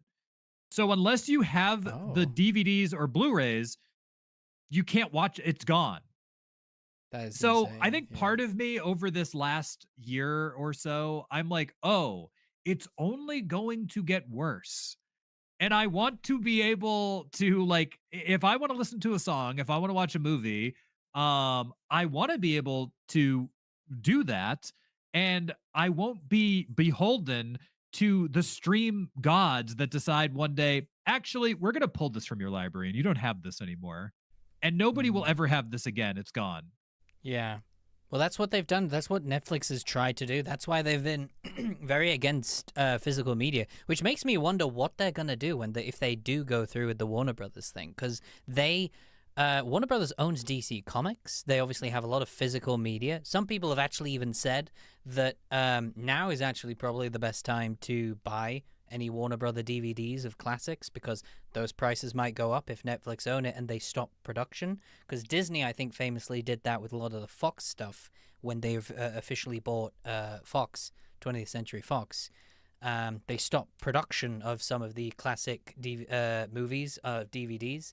And Netflix is even more anti DVD and cinema, so they might, unless if they change their mind, I don't know, since Warner Brothers has a lot more physical stuff, but you know, I they don't could think do. so. Yeah, maybe they will, maybe they won't, but either way, I think is a good time right now. I've always said, if you are wanting to actually ever find that time to collect things, guys, this is for you guys in the chat that's watching this pre-recorded stream, as I will always mention. Oh yeah, we should say that this is we're not actually here. This is pre-recorded. We're everybody. not here, Tom. What's going on? We're not. What? Well, we might be in the chat, and if we're in the chat, what's up, everybody? How you doing? Hey. Yeah. So if you We want might some, not be. Maybe we're not. Maybe we're not. If you want something that I've always probably suggested to some people, because obviously, however much Netflix costs, look at that price. If you have some space, or you're fancying actually having something that you might want to own, go to like a place with a bargain bin of like DVDs, have a little scrounge through, use that money, cancel your Netflix subscription, get it back when, you know, maybe like a show you like want to watch for the month. But any of those other months that you've just left it sitting there, use that $20 or however much it is you're paying for to buy that amount in DVDs, and then you've got those movies forever. Someone made a video of doing that for, I believe, a year, and they obviously, I think they ended up getting almost like a ton of movies that they could just scour through because of the price that Netflix was and how much it was. Like, at that point, if you pay for Netflix, and they worked it out, obviously, you'd eventually be paying more than that? I think it's Netflix. Let's just say it's $20 a month. What is that? $20 a month. That'd be like $240. $240. So that's what, like, if you go to a bargain bin, like if you go to like a Goodwill out here, I think DVDs are like $2, $3. So you probably got yourself 100 movies. 100 movies to watch throughout there. And that's and also keep in mind that Netflix has been around for like about 10 years now. So there's a lot of people that just have had that subscription for 10 years. So that's just an insane amount of money. That's, so, you know, couple of grand maybe that could have gone towards physical media. That couple of grand you'll never get back once you cancel that subscription. So I think if you're able to cancel it, I know a lot of people sometimes do this now as well, where they cancel it and then bring it back when a show they want to watch is. I also think that's a good way of doing it. You just got to remember to cancel it. But if you think about it, that's an extra like $20 that you have free. And so maybe use it towards some physical media. I have recently started collecting board games. I guess people can't really see it because I've got the mic in the way. But I have started doing things that have... I've got RPGs, I guess, as well, like Call of Cthulhu. I want to look at some other different ones. I don't want to just do Call of Cthulhu. But a lot of board games, they have stories in them. Recently, there was a bit of a surge. I think COVID probably has screwed it a little bit, but there was a surge in, well, actually I think COVID increased it, but then I think the aftermath of prices going up has obviously also halted it a little bit. But there was a lot of stuff about board games, and so there's a lot more complex stuff thrown into the mechanics, and they're very nice to see play out, and there's a lot of interesting stories. You've got a lot of storytellers that have gone into board gaming companies to write stories for these games and then release them, and that's been a new way of just getting some physical media that you can replay over and over again. And they're slightly differently to the monopolies, because this is the sad reality of the past. I know people always will defend snakes and ladders and all the other kind of classics. But those games are not really. You're a Snakes and Ladders hater. I'm a Snakes and Ladders hater. I'm a Monopoly hater and all the others. But they're literally designed to make you angry. In Snakes and Ladders, you cannot go unless if you roll a 6. So you could be sat there watching everyone play on the board until you roll it. If you never roll a 6, you'll never play the game. You can't get on the board. Well, you have to get good. You can't get. That's a chance. It's a game of chance, Tom. You can't do that. No. It's pure skill. But board games have seen that essentially roll a and 6 every fixed it. time. You roll a 6, you're just too good. Throw in those 6s whenever you need.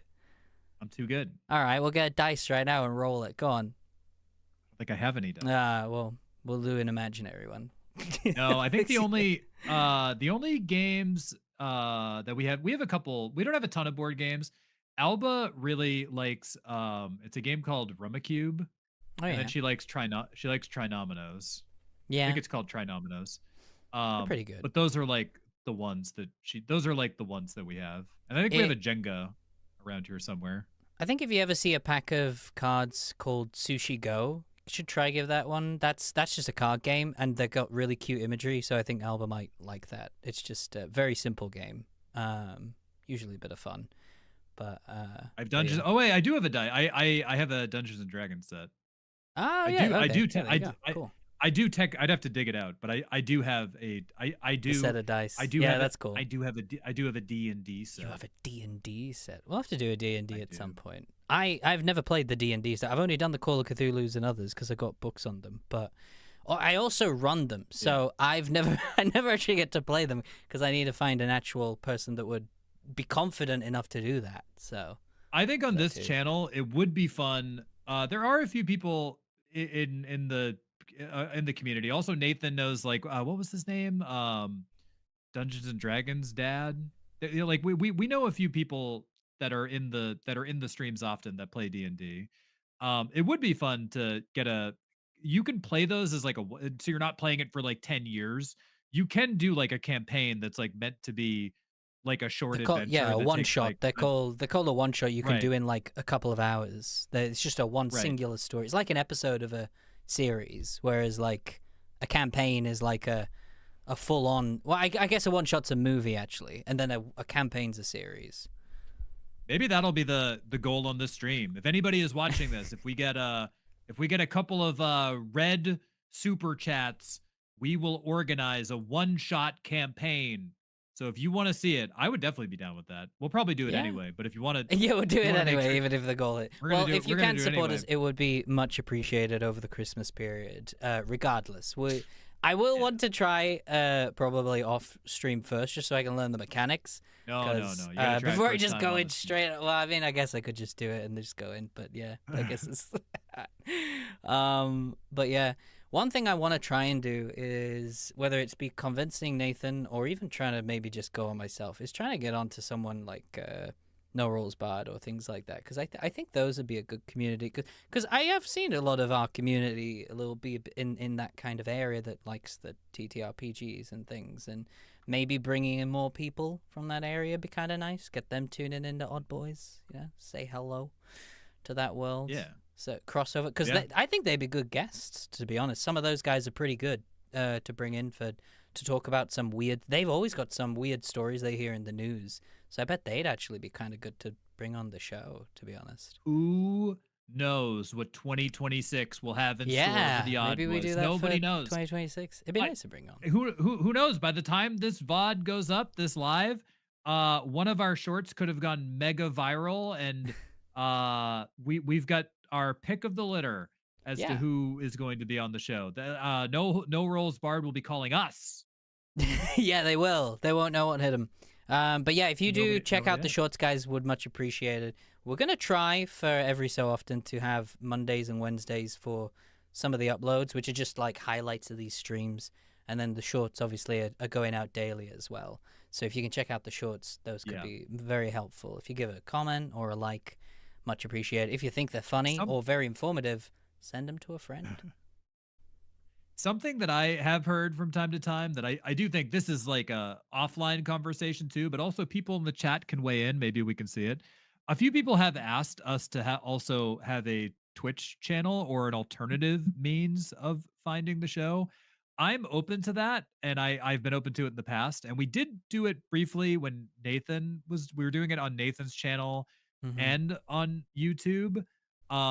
But we would need to make an Odd Boys Twitch or an Odd Boys whatever, Odd Boys Kick or Odd Boys whatever. Yeah. I think in 2026 we might do something like that too, or doing it like on TikTok and on. We did talk about that Oh having an Odd yeah. Boys TikTok and then having going live there and going live on YouTube, but we ran into the problem of there aren't enough followers on the TikTok yet to do so. So I will say that just to give a plug to it, we are on TikTok. We can't go live on the Odd Boys TikTok until we have 1,000 followers there. So if you would like to support us there, that will probably eventually be the alternative to it. Maybe we'll do a Twitch in the meanwhile, but I think our original plan was it would be on TikTok and then YouTube. Yeah, I think those would be a good. I think definitely a thing I probably have to try and do is get some money in. I mean, maybe the marathon was good. I hope you guys enjoyed the marathon, by the way. Whatever Oh yeah, that this is is happening there. we're time Um, traveling here, so we're in yeah, the past, but this will be in the future. yeah. Uh we'll have this is after the marathon on Friday, so yeah, maybe the marathon was like a monster Maybe and it was terrible and we were just very depressed. That could yeah, maybe also we're be a just thing. maybe this is like yeah, maybe This is just a we're sad Christmas tree, this is hi just a guys. The yeah, this is marathon just the didn't do saddest too. stream of all time. I don't know. Hopefully whatever happens on the marathon, you enjoyed it. Yeah. Hopefully we had a good time. I think it will be. We're gonna play since this is now what's already happened. We've got some guests planned. We've got some games planned. We're gonna try to get some calls in. It's gonna be pretty casual compared to like even more I don't think we casual need than to the say show. they'll know, so it's it doesn't really need to Hopefully, explain it. They'll have seen it. yeah, Um, hopefully everybody had a good time. um, Hopefully you had fun. but yeah, the reason I bring it up is because I think my computer is definitely slowing down a little bit, so I think I need it checked, and so it might need switching. So I think if we're gonna look at dual but streaming, Ram's like gone like quadruple in I price. know that's the craziest part with my computer just deciding to do it at the exact same time, but I'm gonna have to freaking do it, I think, and get it sadly. I 'Cause actually had this. I had the same problem. I was talking to Nick recently, because it was time to upgrade my graphics card, and I was like, hey, and Nick, who is in the chat, he might be in the chat right now. Nick is an IT hopefully. guy, and I was like, hey, Nick, I'm like, would this graphics card be compatible? Do you think? And he was like, ooh, about that. And I was like, he's like, what's your budget? And I was like, not much. Why? Because like I think my current graphics card was I don't remember how much I spent, like $300 or $400 maybe. Hmm. Then he was like, yeah, he's like, all that stuff's a lot more expensive because of AI now. He's like, and I Yeah. was like, ooh. Maybe if we just hold out long enough for the economy to crash and deflation happens, then I can just buy it for cheap. Maybe that'll happen. It's crazy. It's crazy that, and I guess we could, I mean, this is odd. This is certified price gouging happening right now. But if you're Well, I watching think, this, yeah, I and, think that's and also you're another thing. That McDonald's ad, certified odd, I think. certified Remember that thing bad. we talked about half an hour ago? Yeah, I think that's Yeah, that was odd. certified bad. If you're trying to build, it is the holiday season, and if you are trying to buy computer components for a loved one right now, you may notice that the RAM chips and the graphics cards and all of the components to build a gaming computer are double, triple, quadrupled the price right now. And that is because all of the chip manufacturers and all the graphics card manufacturers have all decided collectively, basically, that they are going to prioritize selling all of their stuff to the AI companies for their data centers. And they're selling all this stuff at a premium price, which means if you try to buy anything as a consumer and you're like, I just want to build a new computer, a year ago, that computer maybe $1,000 to do a build. You're spending $4,000 to do, or $3,000 to do a build of the same specifications or similar specifications right now. And that's another thing that you can blame the great AI for is that it has driven up the cost of everything computer. And now somebody like Jamie or myself, I was thinking about upgrading my graphics card. I was like, yeah, I don't think that's happening anytime Yeah. soon. So I think that so that's the only issue of doing a dual stream to Twitch. But if I find a place to make enough money or put money to the side, yeah, I wanna build that up first before I attempt to do dual stream. Because the thing is, for anyone who doesn't obviously know, because I run the show, I obviously have OBS here. A little bit of a why don't you get a bit behind the scenes since we're on a Christmas special. I also, I'll be honest, I mean, I could be wrong, but I do think that this particular week we might get lower viewers regardless because it's the Christmas period, and I feel like a lot of people will be with their loved ones and just kind of doing the thing. And I do think there's usually a decline around the Christmas, on Christmas Day specifically, and then for the next couple of days. So you'll get a bit of behind the scenes stuff of me just rambling about all these things. But anyone who's here, I hope you're having a good time or checking it out later. Checking out, you might not even be checking it live. You might be just checking it out after it's finished. But what I do is I stream on OBS here, and so I've got all that set up. But then I'm in a Discord call with Tom, who's turned on his camera, and then I'm sharing my screen as well. So I am not only streaming to you guys using the internet, I am then also, actually in a normal one, I've also got Nathan's camera streaming to me, Tom's camera streaming to me, and then I'm also streaming my screen so they can see what I'm pulling up and they can see which cameras, who's on who when I'm switching and pulling stuff up. So I've got all that running. And then I think if I did another stream on top of that, I think my computer probably wouldn't be too bad. I specifically got this computer built to be strong enough to last me a good few years. And I guess it kind of has, because I think I got it in 2019, 2018, and it's lasted me obviously to 2026, and it's still doing pretty well considering that I think my old computer definitely couldn't do this specific thing right now. Or handle stuff as much. But if you are to add anything else to your, basically what I'm saying is this: if you have supported the marathon and if you've supported this, thank you very much. Jamie's computer, if he adds anything else to it, is literally going to make this noise. Yeah, I can hear it right now. Right, that's what it's gonna sound like. So please support if you can, so that Jamie can upgrade his dang computer. Yeah, then I can do that because the streams work quite nicely, but as the way it is. But yes, I do worry a little bit for my poor computer. If it just steam coming out the back it's of gonna be like But yeah, shall we move on to another heartwarming story? A lovely heartwarming story. So I figured I could probably finish off some of the AI fun dramery things. And then if you wanted, we could probably move on to if you're down for a cryptid one or another news thing. I think another news thing, because I've got some crazy, relatively small news things that I think would be fun to cover. Yeah? Okay. Well, in this case, then, I think one of the main things we go over, because this story, I might need to read some of this, actually, just to refresh my memory. Is that Willy Wanker? It is not Willy Wanker, but it is certainly Willy Wonka. Willy Wonka. Willy Wonka. Yeah. I misread it. You sure misread it's not Willy Wanker? No, it's Are not. you sure it's not Willy Wanker? For anyone who doesn't know, in the chat, we were actually talking about this the other day when we were deciding on what was going to go on the on the stream, what we were going to talk about for the Christmas special. And as we were talking about Willy Wonka, I don't know how it happened. Maybe it was just the same way we just. I know it was you, it was just that. But I was like, I think it was. Yeah, you just randomly said Willy Wonka, and then at some point we just went, "Is there actually a thing that's done that?" I don't even know if I should say on YouTube, out of fear of. I believe the question was, I believe what I said out loud after we started theorizing whether or not this is a real thing was, I wonder if there's a porno movie named Willy Wanker.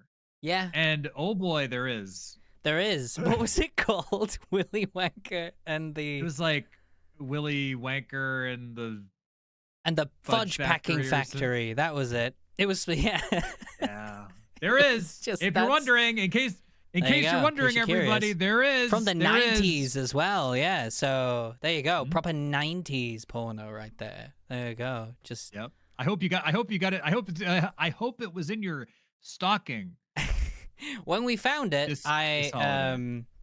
we then asked, I wonder if it's possible to add Tom there in the credits, because IMDb is essentially a kind of like a wiki for movies, so anyone can edit it. So I've sent off a request to add Tom as, what was it, Grandpa Joe or something like that? Grandpa Joe. Grandpa Joe. So Tom's official IMDb page might actually feature him in Willy Wonka and the Fudge Packing Factory, whatever it's called. I can always dream, right? Yeah, you never know. I think they'll reject it. I don't think they'll put it through. But it was very funny to send it off. A part's a part. Yeah, exactly. Especially one from the 90s when you were probably 10 years old. So Right. Yeah. So I still have no idea what this AI... The whole thing that brought this up was Jamie asked if we had ever heard of AI Willy Wonka. And I still have... I didn't look into it. Jamie wanted to talk about it was a Christmas time AI Willy Wonka thing. I have What is actually this all about? forgotten what time it was, but essentially, so for anyone, I think some people will probably have heard of this. This is the Willy Wonka AI situation that happened in Glasgow in Scotland. In 2023, it like exploded on Twitter when this happened. But essentially, there was this little thing called Willy Wonka, the Willy Wonka experience in Glasgow, in Scotland, in the UK, where basically it cost £35 a ticket, and essentially the whole posters and everything on the website was AI generated, including the text. So some of the text didn't even spell things correctly. It was all horrifically. It was just all unchecked. And obviously people who I'll be honest, I don't know how people bought tickets to this. If you checked out the website, it was just very clearly all AI. But obviously it was an experience at a specific location. So everyone got their kids for this Willy Wonka experience. And as they arrived, this is what they saw. This set right here. This is an actual image of the entire thing. This is the whole thing. This was pretty much the whole thing. There was this little bridge. And this is what they paid £35 for, which I believe is not far off $50. Are you telling me that AI Willy Wonka was a scam? I am telling you that AI Willy Wonka was a scam. It was... I don't know how you would even... They arrived at this particular place, and there was a couple of actors who appeared in here as Willy Wonka. There was, I believe, just two Oompa Loompas just walking around. And when they went to, I believe, this little place here, there's a little counter. That's where the Oompa Loompas were, Tom. They were hiding over there in that little corner. And wow. I believe they shared when the kids got free candy. Do you know what they got for their free candy? Probably something worth $50, right? Yeah, one jelly bean each. Who put this on? Scrooge? It's legit. It's just so yeah. Apparently, let me see if there's an image of. Oh, this is the AI imagery that they had of this. This is the things that they had on their website. The AI imagery. It's clearly AI imagery. Yeah. I don't. And this was the refreshment stand, by the way, as well. Look at the cups; they're not even like half full. It seems like they did this as like a joke, maybe. I don't know. Without knowing anything about this, it seems like they did it as a joke, and then enough people bought it that they had to do something so that they could then keep the money, if I'm guessing correctly. And what they put together was awful, obviously, but it's crazy. It's so it's like this is actually very bad. Oh yeah, and you know what? It's a good guess, Tom, that it could have been just done as a joke. But sadly, it came out that the person who was behind all this has actually had a history of selling AI-generated books online. So he had been using AI in his get-rich-quick schemes before this actually took For a off. while. And I think he got actually in trouble for doing it, for scamming people with these AI books. And here's the next part, that because this story just continued even further. The actors then started stepping forward, telling everybody that they got a script not too far off the actual day they were supposed to perform, and it was guess what? It was entirely AI-generated Willy Wonka. And Just nonsense. I'm sure it was nonsense. it was nonsense because as they were reading it, there was Willy Wonka, he's in this chocolate factory, and there is an evil monster, evil chocolate-making monster that lived, I quote, in the walls, called the Unknown. And they actually had scary. it is very spooky. And they actually hired someone to be the Unknown. This was a picture of the Unknown. That was what they were. Wow. That's Yeah. scary. That is kind of terrifying. Yeah, look at it. I can't believe that they got somebody so scary to be in this. They I see that and go, ah. well, it actually, there's a video of the Unknown appearing behind a mirror, and you can hear the kids starting to cry. It's just, I don't know. I'm pretty sure this wasn't in the movie. Yeah, I having don't. The weird not really sure about this, chocolate-stealing yeah. monster. I'm not 100% sure, but yeah. So, how much money was this man? How many tickets were sold to this event?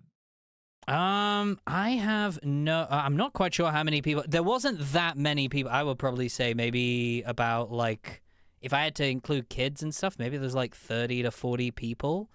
And There was enough yeah. people that people took pictures of it. And Oh yeah, there was enough. It was a group of people. It was a gathering, a lot of people, because there was also a video. Literally, I think this is the creator, man who BBC Scotland has told is Billy Cowell. Was confronted by the irate parents outside the event. So this was actually a screenshot from the video of them confronting him.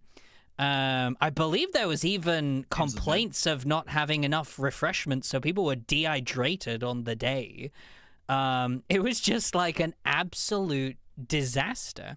Mr. Cowell, who was one of the organizers, insisted that they would be distributing food parcels, fuel vouchers, and selection boxes instead. He later publicly defended his integrity when some questioned on social media what would happen to all of the toys that had been donated to the event before its cancellation. So apparently that was a thing as well. But yeah, my goodness. Absolutely Brutal. insane. But yes. Oh, this was it. Last summer, an author with the same name self-published 17 novels that were listed on Amazon, with one of them, Operation Inoculation, described as a conspiratorial diary into vaccination truths.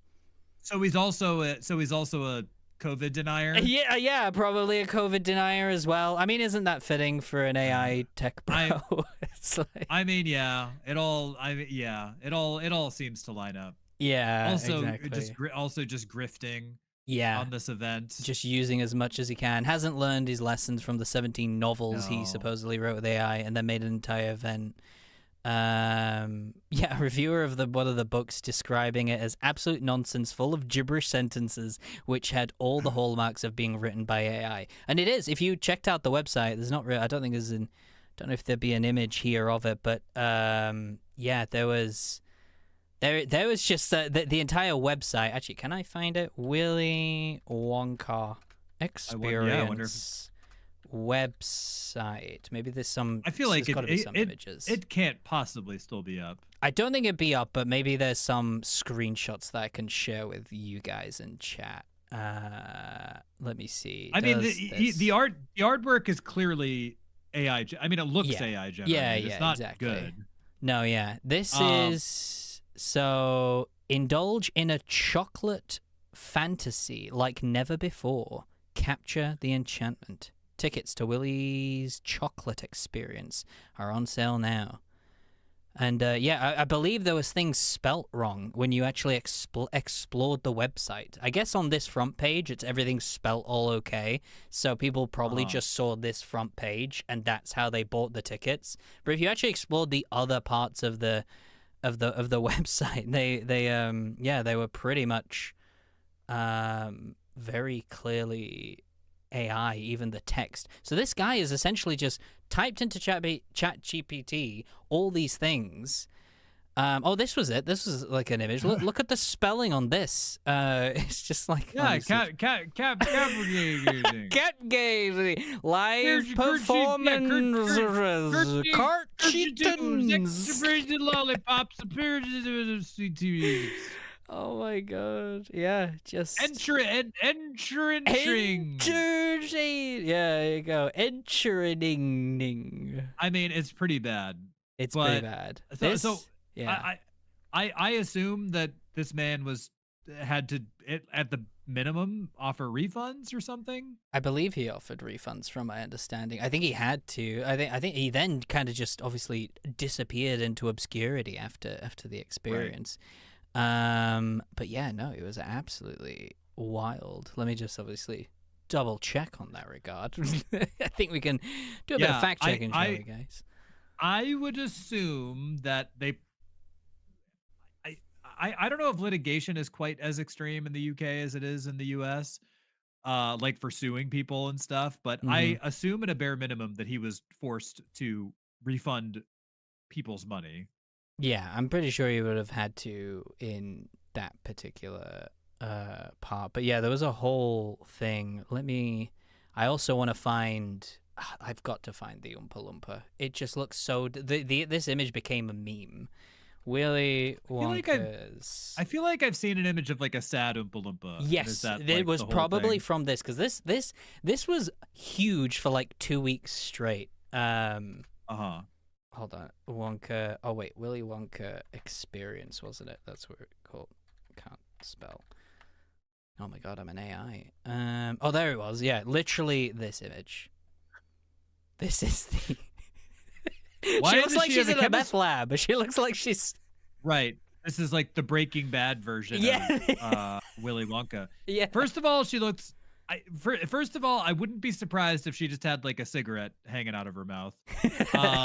Secondly, I don't recall any part in Willy Wonka where they had a chemistry set and they were just like conducting science experiments. Yeah. She's also not an Oompa Loompa. She's like a regular sized lady with a wig on. Yep, pretty much. That was brutal. This was insane. Yeah, I remember I think everyone just was so fascinated by the event. Everyone was just obsessed with because all these actors eventually started slowly coming forward one by one. I think the Unknown was unmasked at one point because they stepped forward about the experience. Because obviously everyone was like, yeah, we tried our best because we were just hired. We were just hired by this guy.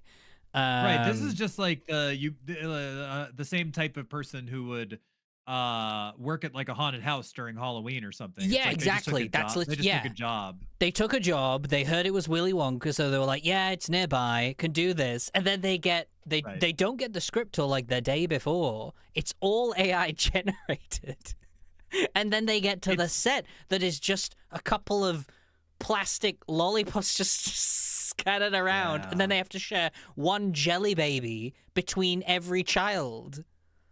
I'm not gonna lie. I think if I was an actor in this situation, I wouldn't have been able to follow through with this. I definitely would have been like, no, I can't do it.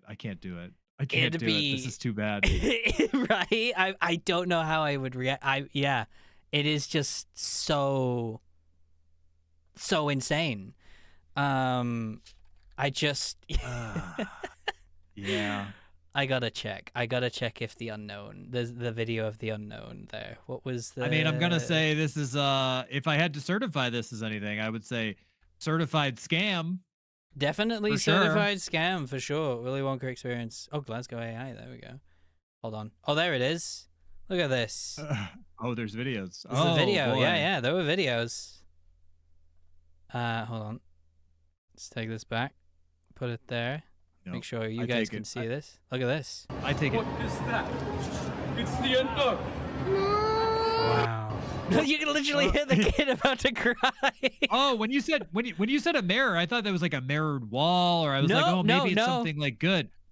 It's like actually just like a standing, like Yes. regular house mirror. Yes. They're not even really hiding; they're just cowering behind this thing. What is that? It's the unknown. It is the unknown, It's the unknown.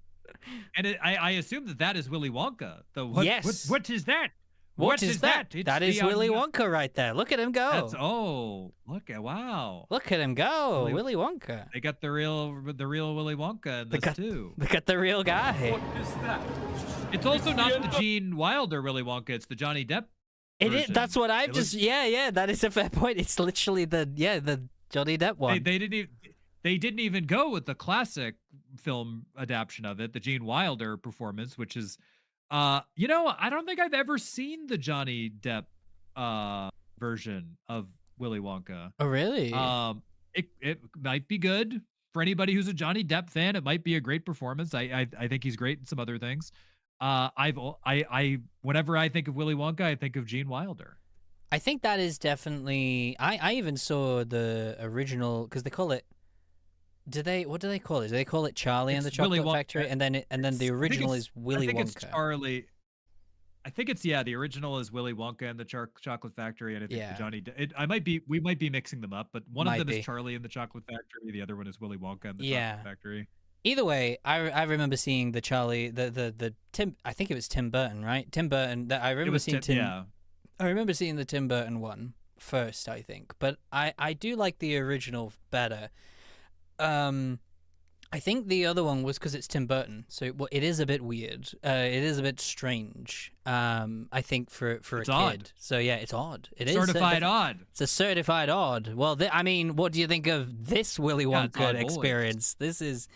I think this is definitely It's- certified odd. It's. I mean, it's like a crime. I think It's a certified It- crime as well, yeah, but it's definitely definitely like a certified ch- odd. One could say. A lot of the things that we talk about here, I would say, are true crime or true crime adjacent, and I would say that this was definitely like a crime. This is like a true crime. It's definitely true, and it's a crime. Yeah. This is the work of a con artist, so it's like, well, it's like this definitely fit, and it's also very bizarre. So yes, I would say that this is certified odd.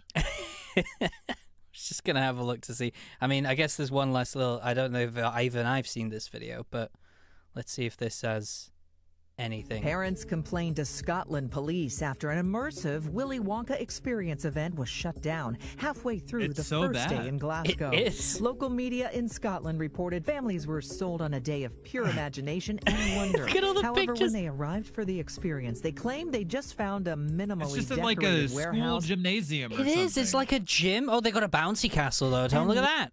Solved. They Oh. solved. You know what? Maybe this isn't as bad as we thought it was. All right. That's like that other.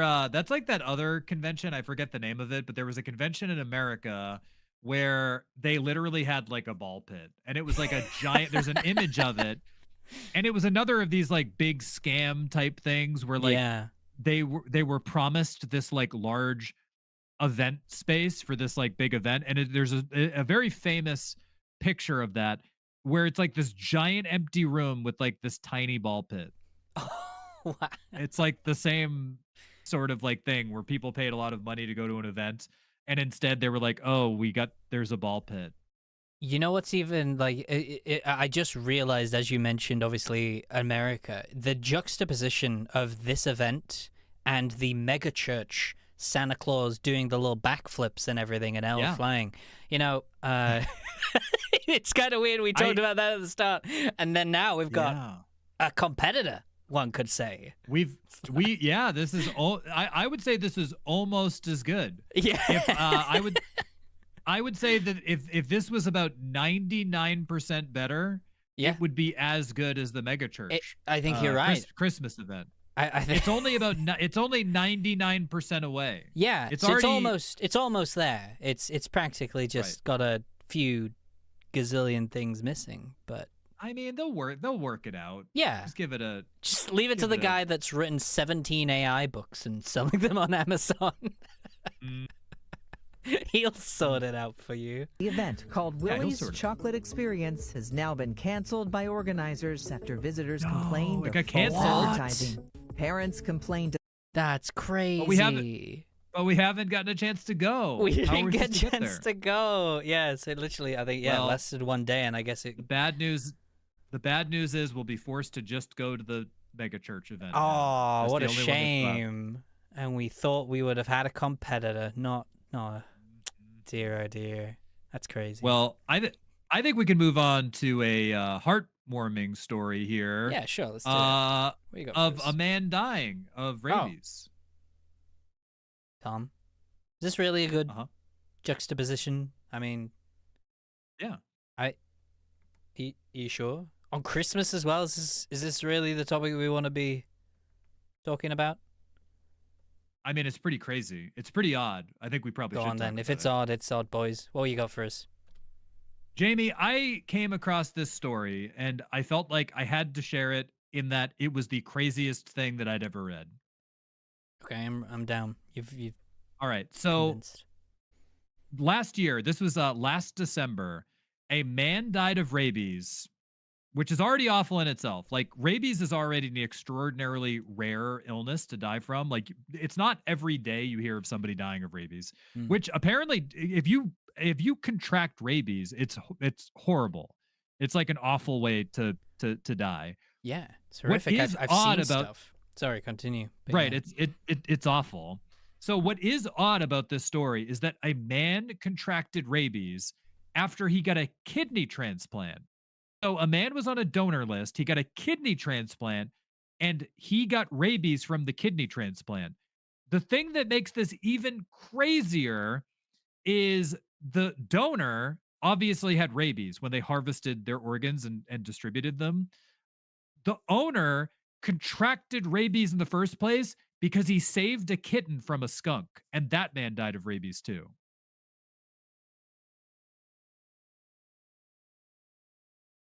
Okay, that's so they both died from rabies, and then wait. So it's a crazy story. So this was last December, and this man. So the in the timeline of things, let me see if I can find the guy's name. It looks like it was a man in Idaho. They don't list his name. This is from the Guardian. So a man in Idaho tried to save a kitten from a skunk. The skunk scratched him, right? And then he Yeah. contracted rabies from the scratch. That man died. They harvested that man's organs. Somehow, this man's kidney had been harvested from the man in Idaho. That kidney ended up in Michigan, given to a man on a donor's list. That man then developed rabies from that kidney that he was given from the man in Idaho who died of rabies. So this is like a failure of the medical establishment. They didn't realize, or maybe they did realize, they mistakenly harvested the man in Idaho's organs after he died of rabies, gave his organs to a man in Michigan. That man later died of the same illness. He later died of rabies. Crazy. And it is described, the thing that I read from the CDC is they described this as an extraordinarily rare event. I've never heard of anything like this. No, yeah, that is absolutely insane. It got past. No one checked that kidney. They were just like, yeah, this guy that died from rabies. Let's give it to someone else. Why not? The thing that I don't realize, and they say it here, the CDC, quote, in this case, hospital staff members who treated the donor are initially unaware of the skunk scratch and attributed his pre-admission signs and symptoms to chronic comorbidities. So this man went to the hospital, died, harvested his organs, sent his organs to Michigan, those organs had rabies in them. I don't understand. They just assumed that this man was sick with something else. They didn't think that he had rabies. They didn't check him for rabies. But then later on, after they tracked everything, they reversed the timeline, Yeah. and then they finally realized that the original man had rabies. And this was crazy. And apparently this is only the fourth in United States history, at least since reporting in 1978. This is the fourth reported transplant-related rabies event in the United States. There's since 3 more 1978. times that you guys have accidentally given someone rabies from organs? Yeah, but that's just what we call an oopsie. It's not an oopsie. You've done it 3 more times? That's an oopsie. It's not an oopsie. That's a bit more an oopsie. A man died from it. 4 times, apparently. We've got a 4th time that this has happened. That's horrifying. I don't want any more. If my kidneys fail, I think I'll deal without. I'll be fine. I'll be all good. Just don't give me any kidneys. Or at least in America. When I saw this story, I couldn't believe what I was reading. It's crazy. I'm like actually mind blown. Made me think about all the other stuff that, oh dear. I mean, yeah. I mean, I guess some point it's going to happen, isn't it? It's just the craziest things you can think of just will eventually happen when you've got 7 point or 8 point, however many people are on Earth now, billion, just like chilling, getting getting rabies from skunks. So maybe I don't know enough about organ transplant stuff, but they didn't think to check don't they check these? That's what I'm saying. That's like, how do you not check them? kidneys? Wouldn't you see something in there? Even if you're not specifically looking for rabies, surely you would find something that wasn't right? If you're going to check an organ to make sure it's healthy and does that not happen? I guess I'd be learning a bit. I got to look into. Or you do it, or you do a blood don't you test them? You do like a blood test. Also, the thing that is even more shocking to me is they didn't. If this man was exhibiting symptoms of rabies, which already is a very rare to contract illness, this is like this was in the Idaho healthcare system then, right? Right. The Idaho healthcare system didn't a doctor there didn't recognize that this man was exhibiting symptoms of contracting rabies. And also, he said that he fought off a skunk.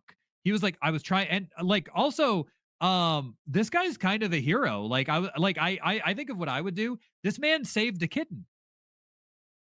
Yeah, I mean, from a rabid skunk, and he was just trying to do the right thing. He was like, I was like, oh, he tried to do the right thing. He tried to save a kitten from a rabid skunk. That's a very noble endeavor to take. The thing that I don't understand is that after this man was scratched by the rabid skunk, goes to the hospital, they don't realize he has rabies, and then he dies. I just that part. I mean, I'm not really sure because I don't know what I don't know what doctors would be. I'm assuming rabies can be a distinct thing, but if he's not showing signs, I don't know how. If the signs of rabies it matches something else that a human has, because I do know that if you don't specify what's happened and things when you've got an infection or a bad thing, some things can be missed by a doctor if they don't know exactly what they're looking for. So that part, I don't know. I don't know how common it is, what kind of signs rabies can create, that maybe there's something that can create similar symptoms to something else. Because they thought he died of something else, right? They attributed his death to comorbidities. So they attributed his death to something else. But what I will say is that the symptoms of rabies, which are these are terrible sounding symptoms, tremors, lower extremity weakness, confusion, and urinary incontinence. So if this other man was exhibiting, let's say he was exhibiting a couple of those symptoms, if you're a doctor, I'm pretty sure you'd go, oh, he might have rabies. Yeah, but is there what other kind of diseases have similar things? I do know that rabies is a horrific thing, but all I'm aware of when it comes to rabies is there's that throbbing, right, of the mouth. eventually, yeah, you're frothing, and I think it affects your brain. Yeah. But yeah, this story is crazy. That is an insane story. I My biggest crazy is that they couldn't didn't believe it. test the organs afterwards. Like, it's one thing to like misdiagnose someone, and that's still just crazy in itself. But to then, after he died, to I don't know, not find that there was something strange with someone that I don't know. That just seems so strange. He also had. He would have had to. If I mean, assuming that this. So when I think of somebody who's an organ donor, if like usually it's like when I think of it, I always think like, oh, the person was in like an accident, and then they like they quickly like harvest the organs and they give them to Yeah. the other people who need them. If this man went to the hospital exhibiting like weird illness things, he also wouldn't have been a prime candidate for organ donation. Yeah, So that's it's what like that's what I don't it's understand. so weird. It's just so bizarre. That's the part I don't like. If someone's died weirdly or just strangely, you'd at least check. Like, if someone's going to be donating organs, you'd want to check them or something. Or maybe they did and they can't. Maybe is rabies like hard to detect or something? Surely not, because It's there's only just 4 people that have died. So clearly they must test other organs. You can test for it, so it's like Yeah. I don't understand what the failure is here. But what No. I will say is They're that confused. this is very sad. This is obviously it's exceptionally rare. It's super tragic. And I don't know what the Idaho hospital system. Please test more things before you start doing organ donation stuff. This is crazy. This shouldn't have happened. Yeah, don't do that, guys. Please, R.I.P. to that fella. Sorry for you to Both have of them. died from both of you. Hero on the other hand, and then the other guy that literally thought he was gonna get a better life because his kidney was gonna be improved. Instead, you gave then him he got freaking rabies. Yeah, what the fuck? Aye. Good lord. Definitely certified very strange. Definitely certified odd. Certified for odd. sure. Well, do we want to do? We have been going for a while. For everybody who's in the chat, Hello, chat. this is our grand our grand finale for after the Christmas. This is a we're not actually here. This is a previously recorded episode, but we wanted to make sure for anybody who's just tuning in, this is previously recorded. We're not Yes. we might be in the chat. Thank you for being here. Make sure you hit that like button. Oh yeah, don't forget to like. We'll probably Yeah. Yep. Make sure you leave a comment. Comment on the shorts too if you are able to. Do you want to do a couple more and then we'll I think so. I think wrap we do a this couple more. puppy up? I will also say for anyone who is in the chat and things, if you can drop us any support, we would appreciate it. Anything that goes towards us, it splits between me, Tom, and Nathan.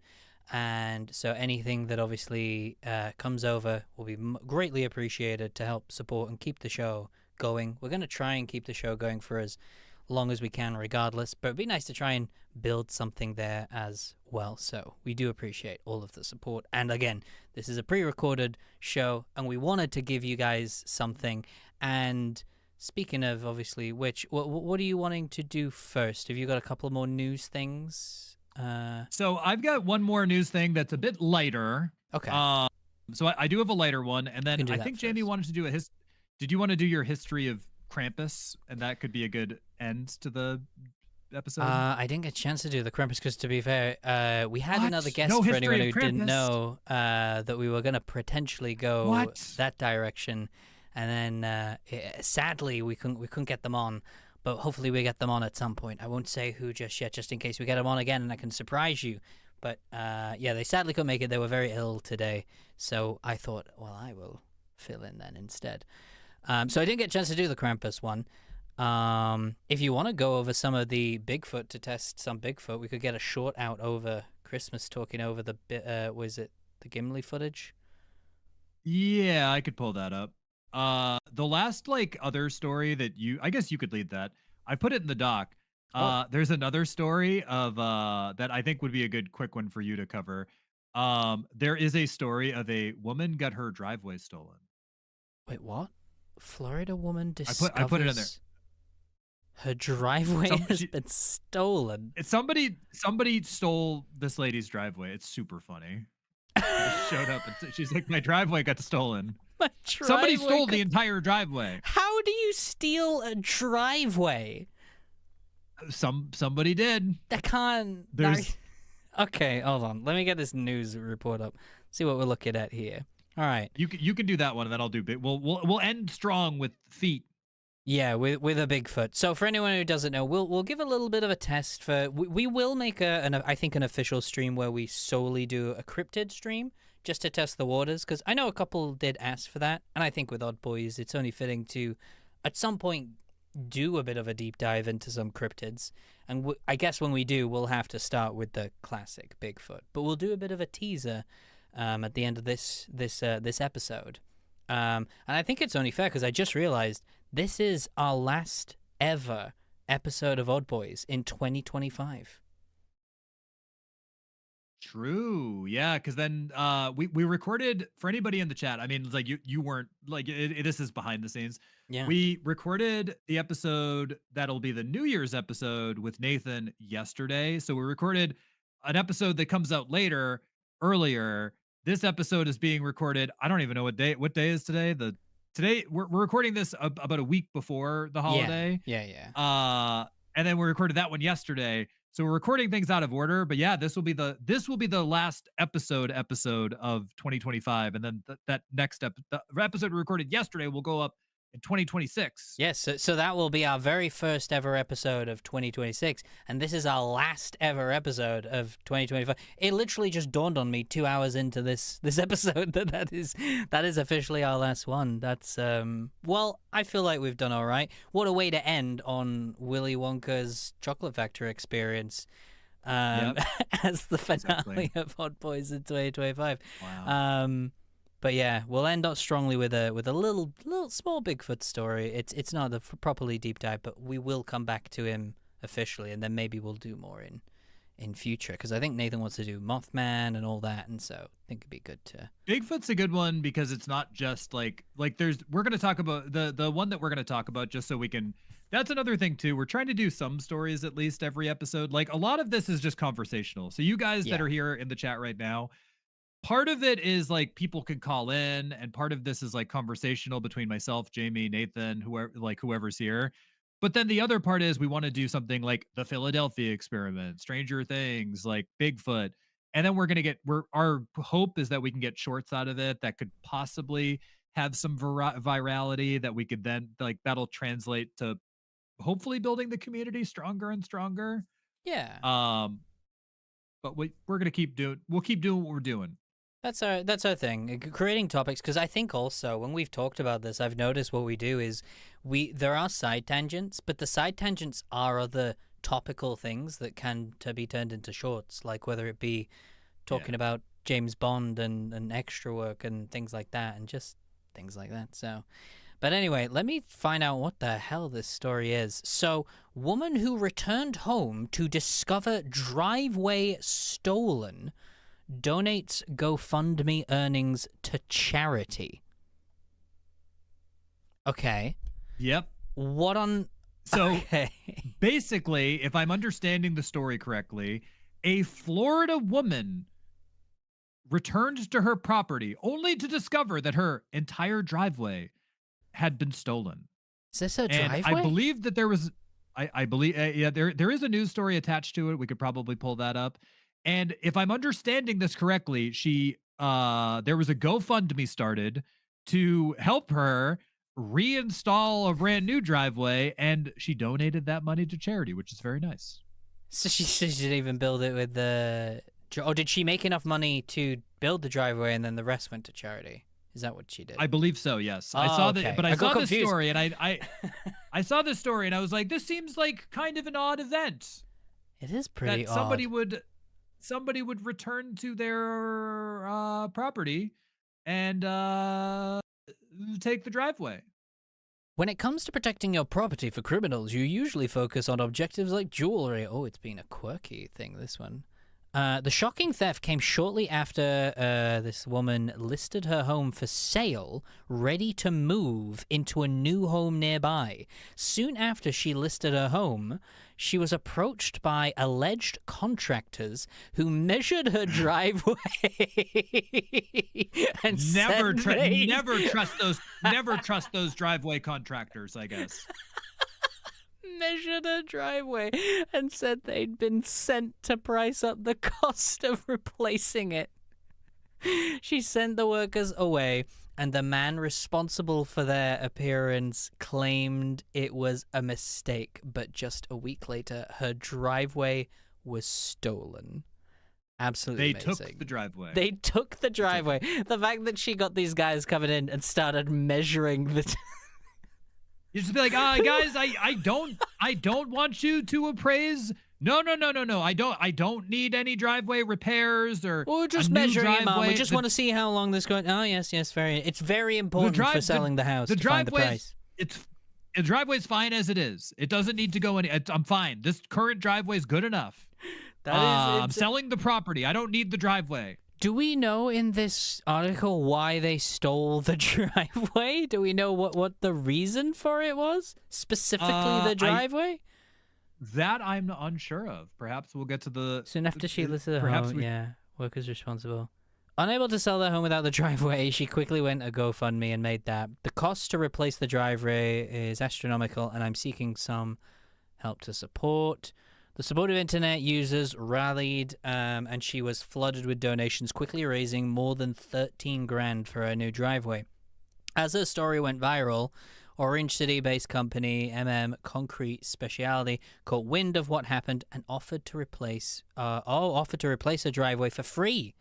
So she got her driveway for free back, and so obviously she still had this 13 grand left over. And that's nice. She instead of keeping the money, she got the free driveway and donated to charity. Replaced her driveway, and then she donated. That's actually very nice. This is a nice story. It has a happy ending. I guess it is, although we just never know what happened to the criminals who wanted to steal someone's driveway.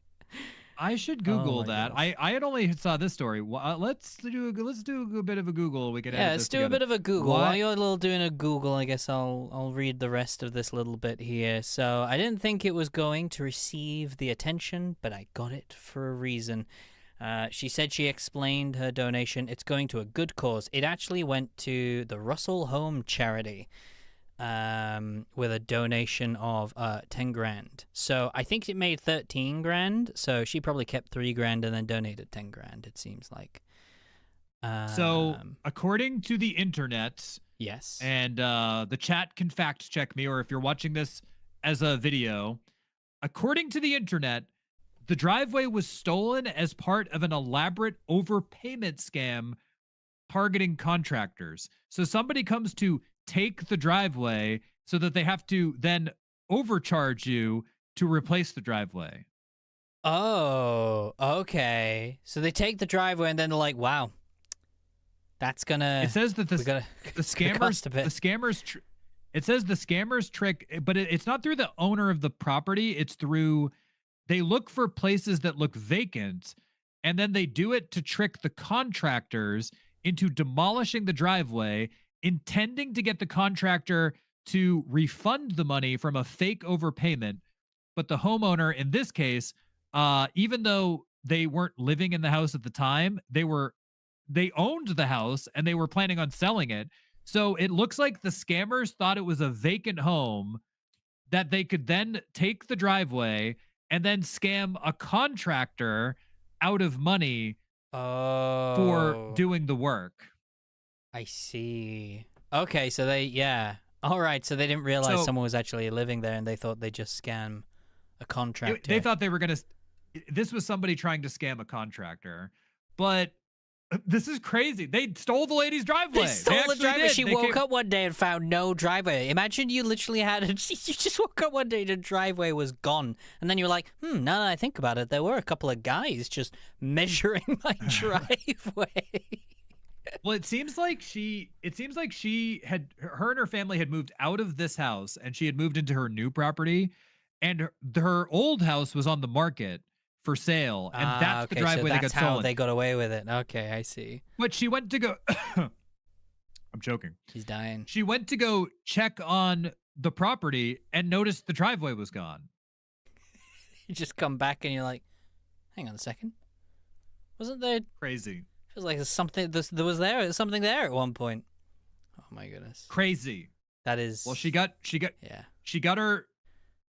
Thank you, very, very, very nice of the contracting company that donated their services. Thank you, everybody, for supporting her GoFundMe, and thank you to the homeowner for donating the money to charity. After that's very, very nice of you. Hell yeah. Nice little story. Look, we're getting more positive towards the end of the stream, I've noticed. We were all depressed and yelling about the end of the world at the beginning. Now look at us. We're actually slowly, I think, accepting. I feel like we went through the 5 stages of grief in this stream. As we end 2025 with some more odd, hopeful news stories. Well, you know what we need to end this stream, Jamie? What, Tom? We need feet. Where are you going with this? We need big feet. Feet. Right.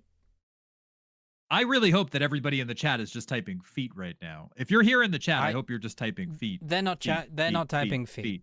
Don't worry, they're not typing feet. They wouldn't do such a thing. Hope our chat would they would behave themselves if they. I just realized the next stream, you guys don't know this, but I just had a wild vision of what happened in yesterday's recording. I won't say what happened, but it was definitely, all I'll say is it was feet related, and it just popped into my head what happened, and I was like, oh yeah, we've got too many feet references in the surprisingly too many feet references in. I mean, you were literally dressed up like a foot in a past episode. Oh yeah, I that is true. But I mean, these last 2 pre-recorded videos, they were too close to each other to have had that many foot-related things. Well, I for one hope that you're all typing feet in the chat. Jamie, how familiar are you with the infamous Bigfoot footage, the Bigfoot tape? I am not that familiar with it. Well, I mean, I guess I've seen a little bit of footage. I've actually seen that, where they do that automatic stabilizer, where they those I actually appreciate a lot more, because the original camera for me, from my understanding, it was a footage of this obviously Bigfoot creature, but it was so shaky that it gave me a headache a lot. So there is a stabilized video of it somewhere online, which is quite nice, and you can actually see it much more clearer, which is quite fascinating to see, because you see the journey it makes from one end of the woods to the other properly, which is quite nice. Anyway, continue.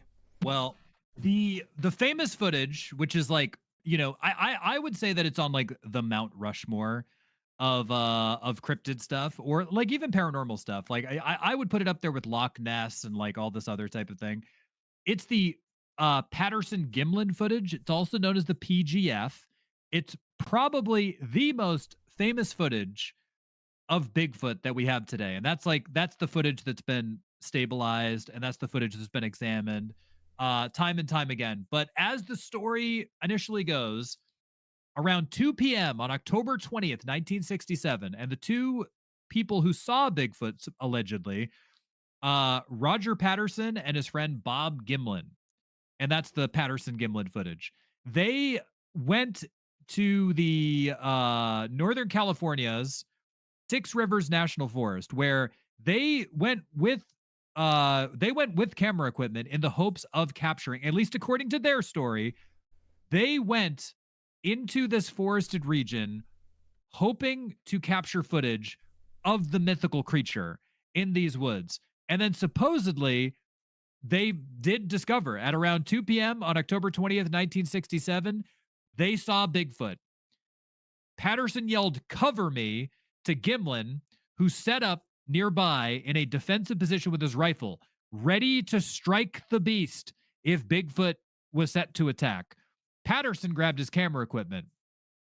The near 7-foot tall creature was then quickly captured on film while they walked along the banks of this river before they escaped back into the forest with a shocked Patterson and Gimlin standing dumbfounded on the banks of the creek.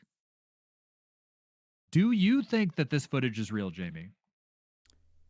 Do I think this footage is real? I don't truly believe the footage is real, but I do find it What? fascinating. I love it. I really do like it. But yeah, I personally don't. I mean, we can get into probably my thoughts, but I'd love to hear your thoughts, I think, first before I go over mine of what you personally think of this footage. I'll actually get it up for chat so they can see it as well. But I mean, like you, I feel like most of you would have seen it. I think everybody. I think that's the thing. I think that's the thing about this footage. This is like I said, the Mount Rushmore of not only cryptid recordings, but I would say like paranormal recordings. Like when people think of like ghosts, they think of like the Enfield haunting or like the Amityville horror or like whatever. When people think of cryptids, I think they think of Loch Ness Monster, and they think of Mothman is popular, but I think Mothman is even a little bit more niche because I think that's more of a niche thing. Even though it does have a very big festival that happens every year, but I think Loch Ness and Bigfoot are the biggest cryptids. There's other like lesser cryptids or like lesser known. There's like Chupacabra and there's I think it's Champy and the Lake Champlain is like the North American version of Loch Ness. But I definitely think that even if you aren't that interested in paranormal stuff, you've heard of Bigfoot. Everybody's heard of Bigfoot. I don't think there's anybody who hasn't heard of Bigfoot. It's everywhere. And this is that stabilized footage. Yeah, this is the stabilized footage. Something that I do think is interesting. So years later, there's been so many claims about this being false. There's been people who've said that they've been in the suit. There's been people who said they manufactured, they know who bought the suit. They knew who was in the suit. They were in the suit. I think it's interesting footage. It's creepy footage. I think what makes it also creepier is that it's shot on like old film. It was shaky. It's from a distance. You can't really get like a very clear look at it. It's very cool footage. Yeah. I don't know if it's real. I love the I do love the. I like the stabilized version because you get a proper look at it then as it's walking, because that's where it would be stepping. That's where it'd be doing. Very nice footage. But yeah, the actual close up obviously gonna be very, very shaky in that regard.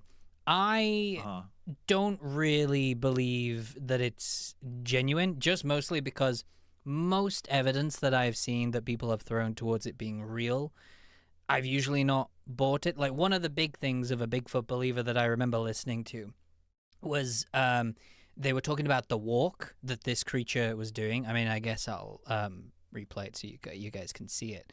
But they were saying no human can walk like this.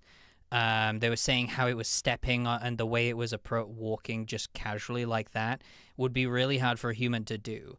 And people have pretty much proven that wrong. They've been like, no, here is how you do it. And then they do it. But that argument is still brought up despite it being kind of debunked. And I personally just love it. I love the footage. I have always been in these cryptid conspiracy areas for the stories because I'm a writer and I love hearing just the ideas that because conspiracies to me are very similar, not too far off to ARG areas of blending reality and fiction together, except in this case a lot of people believe them to be real because they're specifically said to be real. But I also think that myths and other things, I feel like they need to exist in order to create, like, get the cogs churning in people's brains of thinking about the possibilities that are out there. Because I think things like Bigfoot encourages people to explore and encourage to find new things. Maybe some people go too far specifically trying to find Bigfoot, which I think might be a bit counterintuitive because I'm not 100% convinced that Bigfoot exists. But if they You're think they not can sold find it. on you're not sold on like the Bigfoot Hunters TV show. I love All of that those- show. That is so funny. That's a good one. There's a great clip of this creature caught on footage. I think the footage was something like it takes a picture every 6 seconds or something, and they capture this really strange creature walking up to the food that they've laid out, and they're talking to this expert, and she's having a look, and she's going, all right, yeah, I'm looking at this footage and the way it's walking, the way it's structured, it's probably a bear. And they were like, are you sure it's a bear? And they're like, and she's like, I'm 90% sure it's a bear. And they were like, so it could be a Bigfoot. Yeah, you got to put the doubt. It could. So there's a 10% be. chance it could be a Bigfoot. Uh-huh. I was like, that's amazing. Yeah, you gotta sneak that doubt in there. It was. I mean, it could be. Sure, but it could but be. the best part is it cut off before you even hear her answer. So he just says, and then they're like, and now we continue our mystery looking for Bigfoot. I was like, that's right amazing. after we got him. Yeah, got him. That see, scientists don't know what they have. But yeah. Long story short is, I love the stories. I think they have a right to exist. I think they inspire a lot of stories in people. I do think that there's obviously the convo of people who go too far with conspiracies and myths that I think, we need to look at our education system of people going a bit too far with these things. But you see how our governments act. It's not really a surprise that some people end up falling down these rabbit holes into the crazier conspiracy theories, because there legitimately have been things that have been conspiracies that have been proven to be true. But for the most part, I think a lot of these, I see them as pure inspiration to create your own stories and things, because they're so interesting. Because you were talking about being the most popular cryptids out there. Mothman is 100% nowhere near Bigfoot and Loch Ness Monster. And to prove how popular a Bigfoot is every single place has a Bigfoot, has their own version of Bigfoot. True. So, like, the Yeti is in Asia, the Yowie is in Australia. There is always a very tall ape-like creature living in any part of the world. The only one that is kind of fascinating that it has managed to, be as big as Bigfoot is the Loch Ness Monster. I'm really surprised, because not everyone has their own Loch Ness Monster, but yet somehow that has become just as big as Bigfoot. Yeah. Probably second place. I think Bigfoot's number one. Well, but I was going to say Loch Ness is, I think that's why I throw it in. Loch Ness, there is a Loch Ness. Canada has Ogopogo, which is like Loch Ness, which is like Loch Ness Monster. The United States has Champy, which is like Lake Champlain, which is like our version of the Loch Ness Monster. And then there's a Loch Ness Monster, which is in Europe. Yeah. So I do think that I do think that like that's like 3 different regions that I can even think of. And like most people, if I say Ogopogo, nobody knows what that. But like I know that there's like multiple versions. So hello Canada, I'm aware of your version of. But Mothman is just West Virginia, right? So I think it's a good story, but we'll get into that in a future episode. I know a lot of people think it was just a giant owl, which is like I love the idea. I do love I mean, I guess it's not as fun debunking the stuff, but I guess you have to do it, otherwise you get a lot of people in the comments going, oh, look at these particular things. But I do think it's nice to talk about just some crazier things that could be out there. Well, just talking about the lore, essentially, because a lot of people have built lore around these creatures, and that's why I probably wanted to give some cryptids a go, because Bigfoot will have some lore. Chupacabras, Mothman. I do think the Mothman, while it's not as popular, I do think has some cool stories. There's good stories around it. Like there's exactly. like there's that whole like there was like a big disaster in the area around the time of his like appearance, which is like, is that coincidence or did he cause the disaster? And it's like, but like there is some like. There was that great Richard Gere movie from the 90s. The Mothman. Mothman's a good one, but I do think in terms of like enduring, like I said, and I think we both touched on this, everybody's heard of Bigfoot. Yeah, exactly. It's like Bigfoot is like everybody's heard of Bigfoot. And maybe not everybody's heard of something like Mothman or like Loch Ness. I feel like there's a lot of even like I feel like most people have heard of Loch Ness. That's like such a popular, enduring story. Yeah. Um, but yeah, Bigfoot is a very it. Listen, if you want to be as popular as Bigfoot, you've got big shoes to fill. You've got to Incredible. have big feet like him. Here's a little story that I remember. There's actually a YouTuber that started covering Bigfoot stories, and I'll tell one of them right now. I will remember to shout their name out correctly if I can remember it. But there has been some interesting stories that come out from the Bigfoot area. And there was I just loved the way he told this story of a guy on a night out, driving on the night way home. And obviously he's got forests on each side of the road. It's just in the middle of nowhere as he's driving. But then a cop catches up behind him and pulls him over. And as he pulls him over, he notices that the police officer gets out, ducks, and then goes back in to the cop car. And he's sat there, obviously just waiting for the police officer to come over. And he's watching him in the mirror.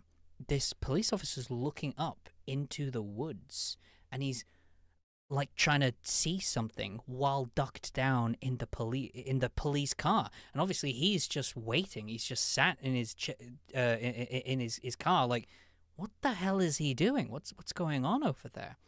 And I think he sat there for like a good 5 minutes. He obviously didn't want to drive away. It's a police officer. The lights are still flashing.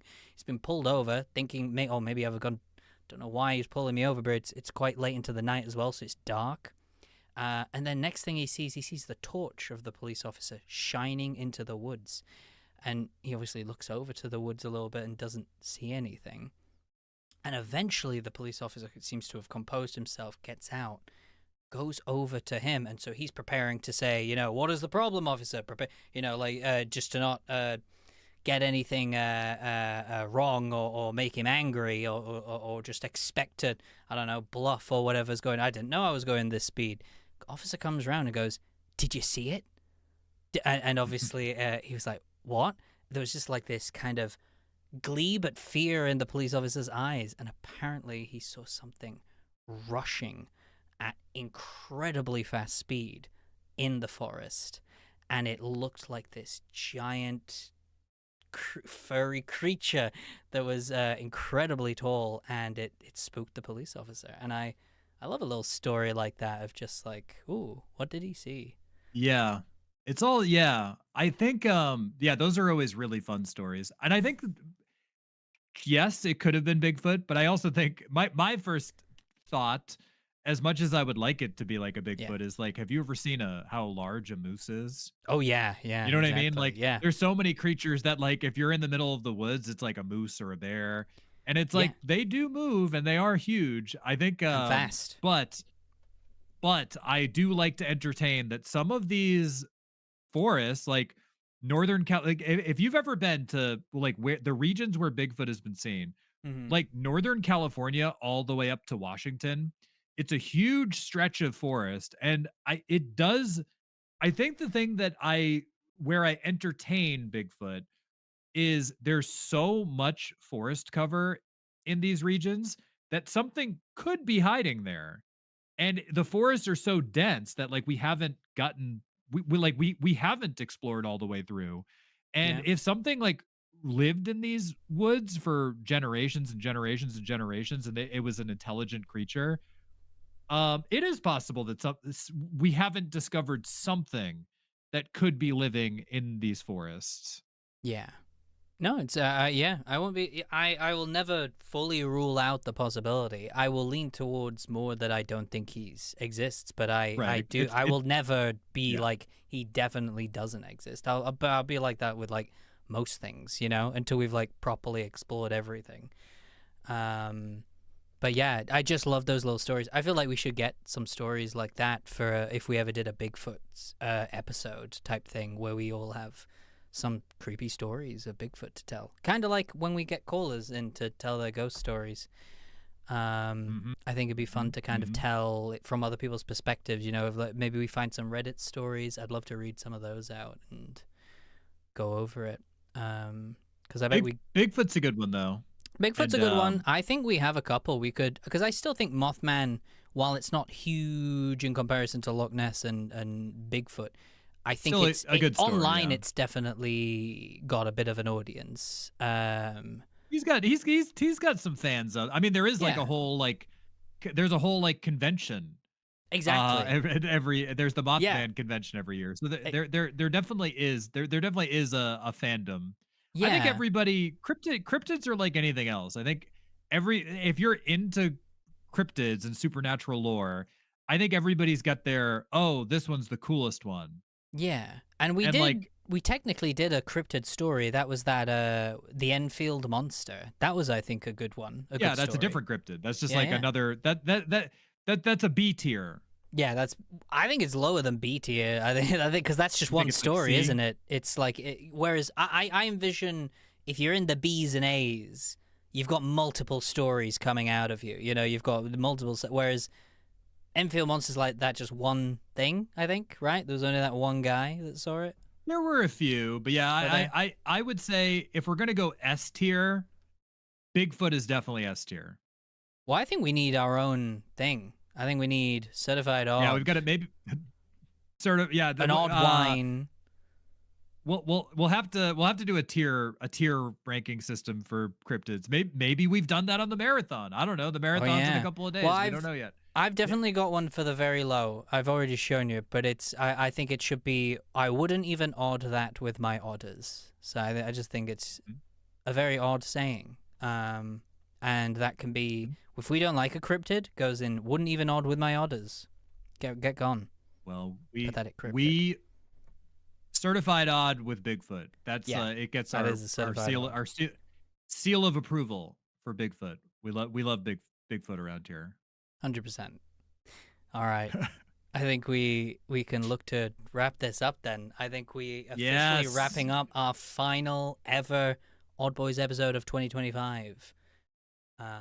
Well, I will say, just because we're wrapping it up, I will say thank you. If you have either liked the stream, left a comment on the stream, not just this stream, but any stream, typed in the chat, gone on Discord and typed in the Discord, left a super chat or became a member, or supported this endeavor of myself, Jamie, and Nathan, thank you very, very much. I hope you've enjoyed this show, and every show, and we're hoping to continue this show all through 2026. So hopefully we'll see you 52 more times next year. Yeah, and I hope we get to do that. We have only kind of just started this journey, so I appreciate it as well. I want to thank everybody. Thank you very much for all the support and throwing in, because I know Nathan said that we've kind of started it 6 months ago. We've done it for half of the year. I've only kind of joined since October, so that's kind of when I've personally started. We've only so for me, it's not. I think it was at the end of October technically, so I've only been here 2 months. It's also technically not. We started. If we want to start when we started it on Nathan's channel, I believe we started in like mid-August, so it's actually only been like 4 months. Yeah, and I've only been for like 2 months here, so I think we've been very new. Especially this setup didn't start till like November, so we've actually only been 2 months with this this camera setup type thing with the two. But splits. this is a new show. We're still Yeah, we're still it's trying all- to get our footing. all changing. I every think so it's often. coming. I think it's coming together, and I thank you for bearing with us. Thank you for sticking with us. And then I think it's all kind of in a place now where we have a format and we have a flow. Yeah. And that takes a little while to figure out, but I think we more or less have it now. So thanks for being a part of the journey, everybody. Yeah, and hopefully next year we officially will start in 20. I personally think, I know you guys haven't seen it yet, but I personally think that the episode for the new year is very strong. So I think you guys will enjoy that when it comes out. And yeah, here's to many more actual live ones. We will be here Here, I'll give next you- week. Give you a cheers, everybody. Yeah, give I've you got a my cheers. got my water. I got some juice, which is kind of like water. Yeah. Well, cheers, cheers, everybody. Cheers. Happy holidays. whatever holiday you celebrate, happy holiday. I hope you had a good holiday. I hope everybody got to see their family. Uh, I hope everybody got a nice warm meal. I hope you got some good desserts. And I hope that if you had a rough year, I know some of us had a bit of a rough year. I hope 2026 is a much better experience for everybody. Oh yeah. Wish you all the best, guys, and we'll see you guys in the new year. Take care, everyone. Farewell.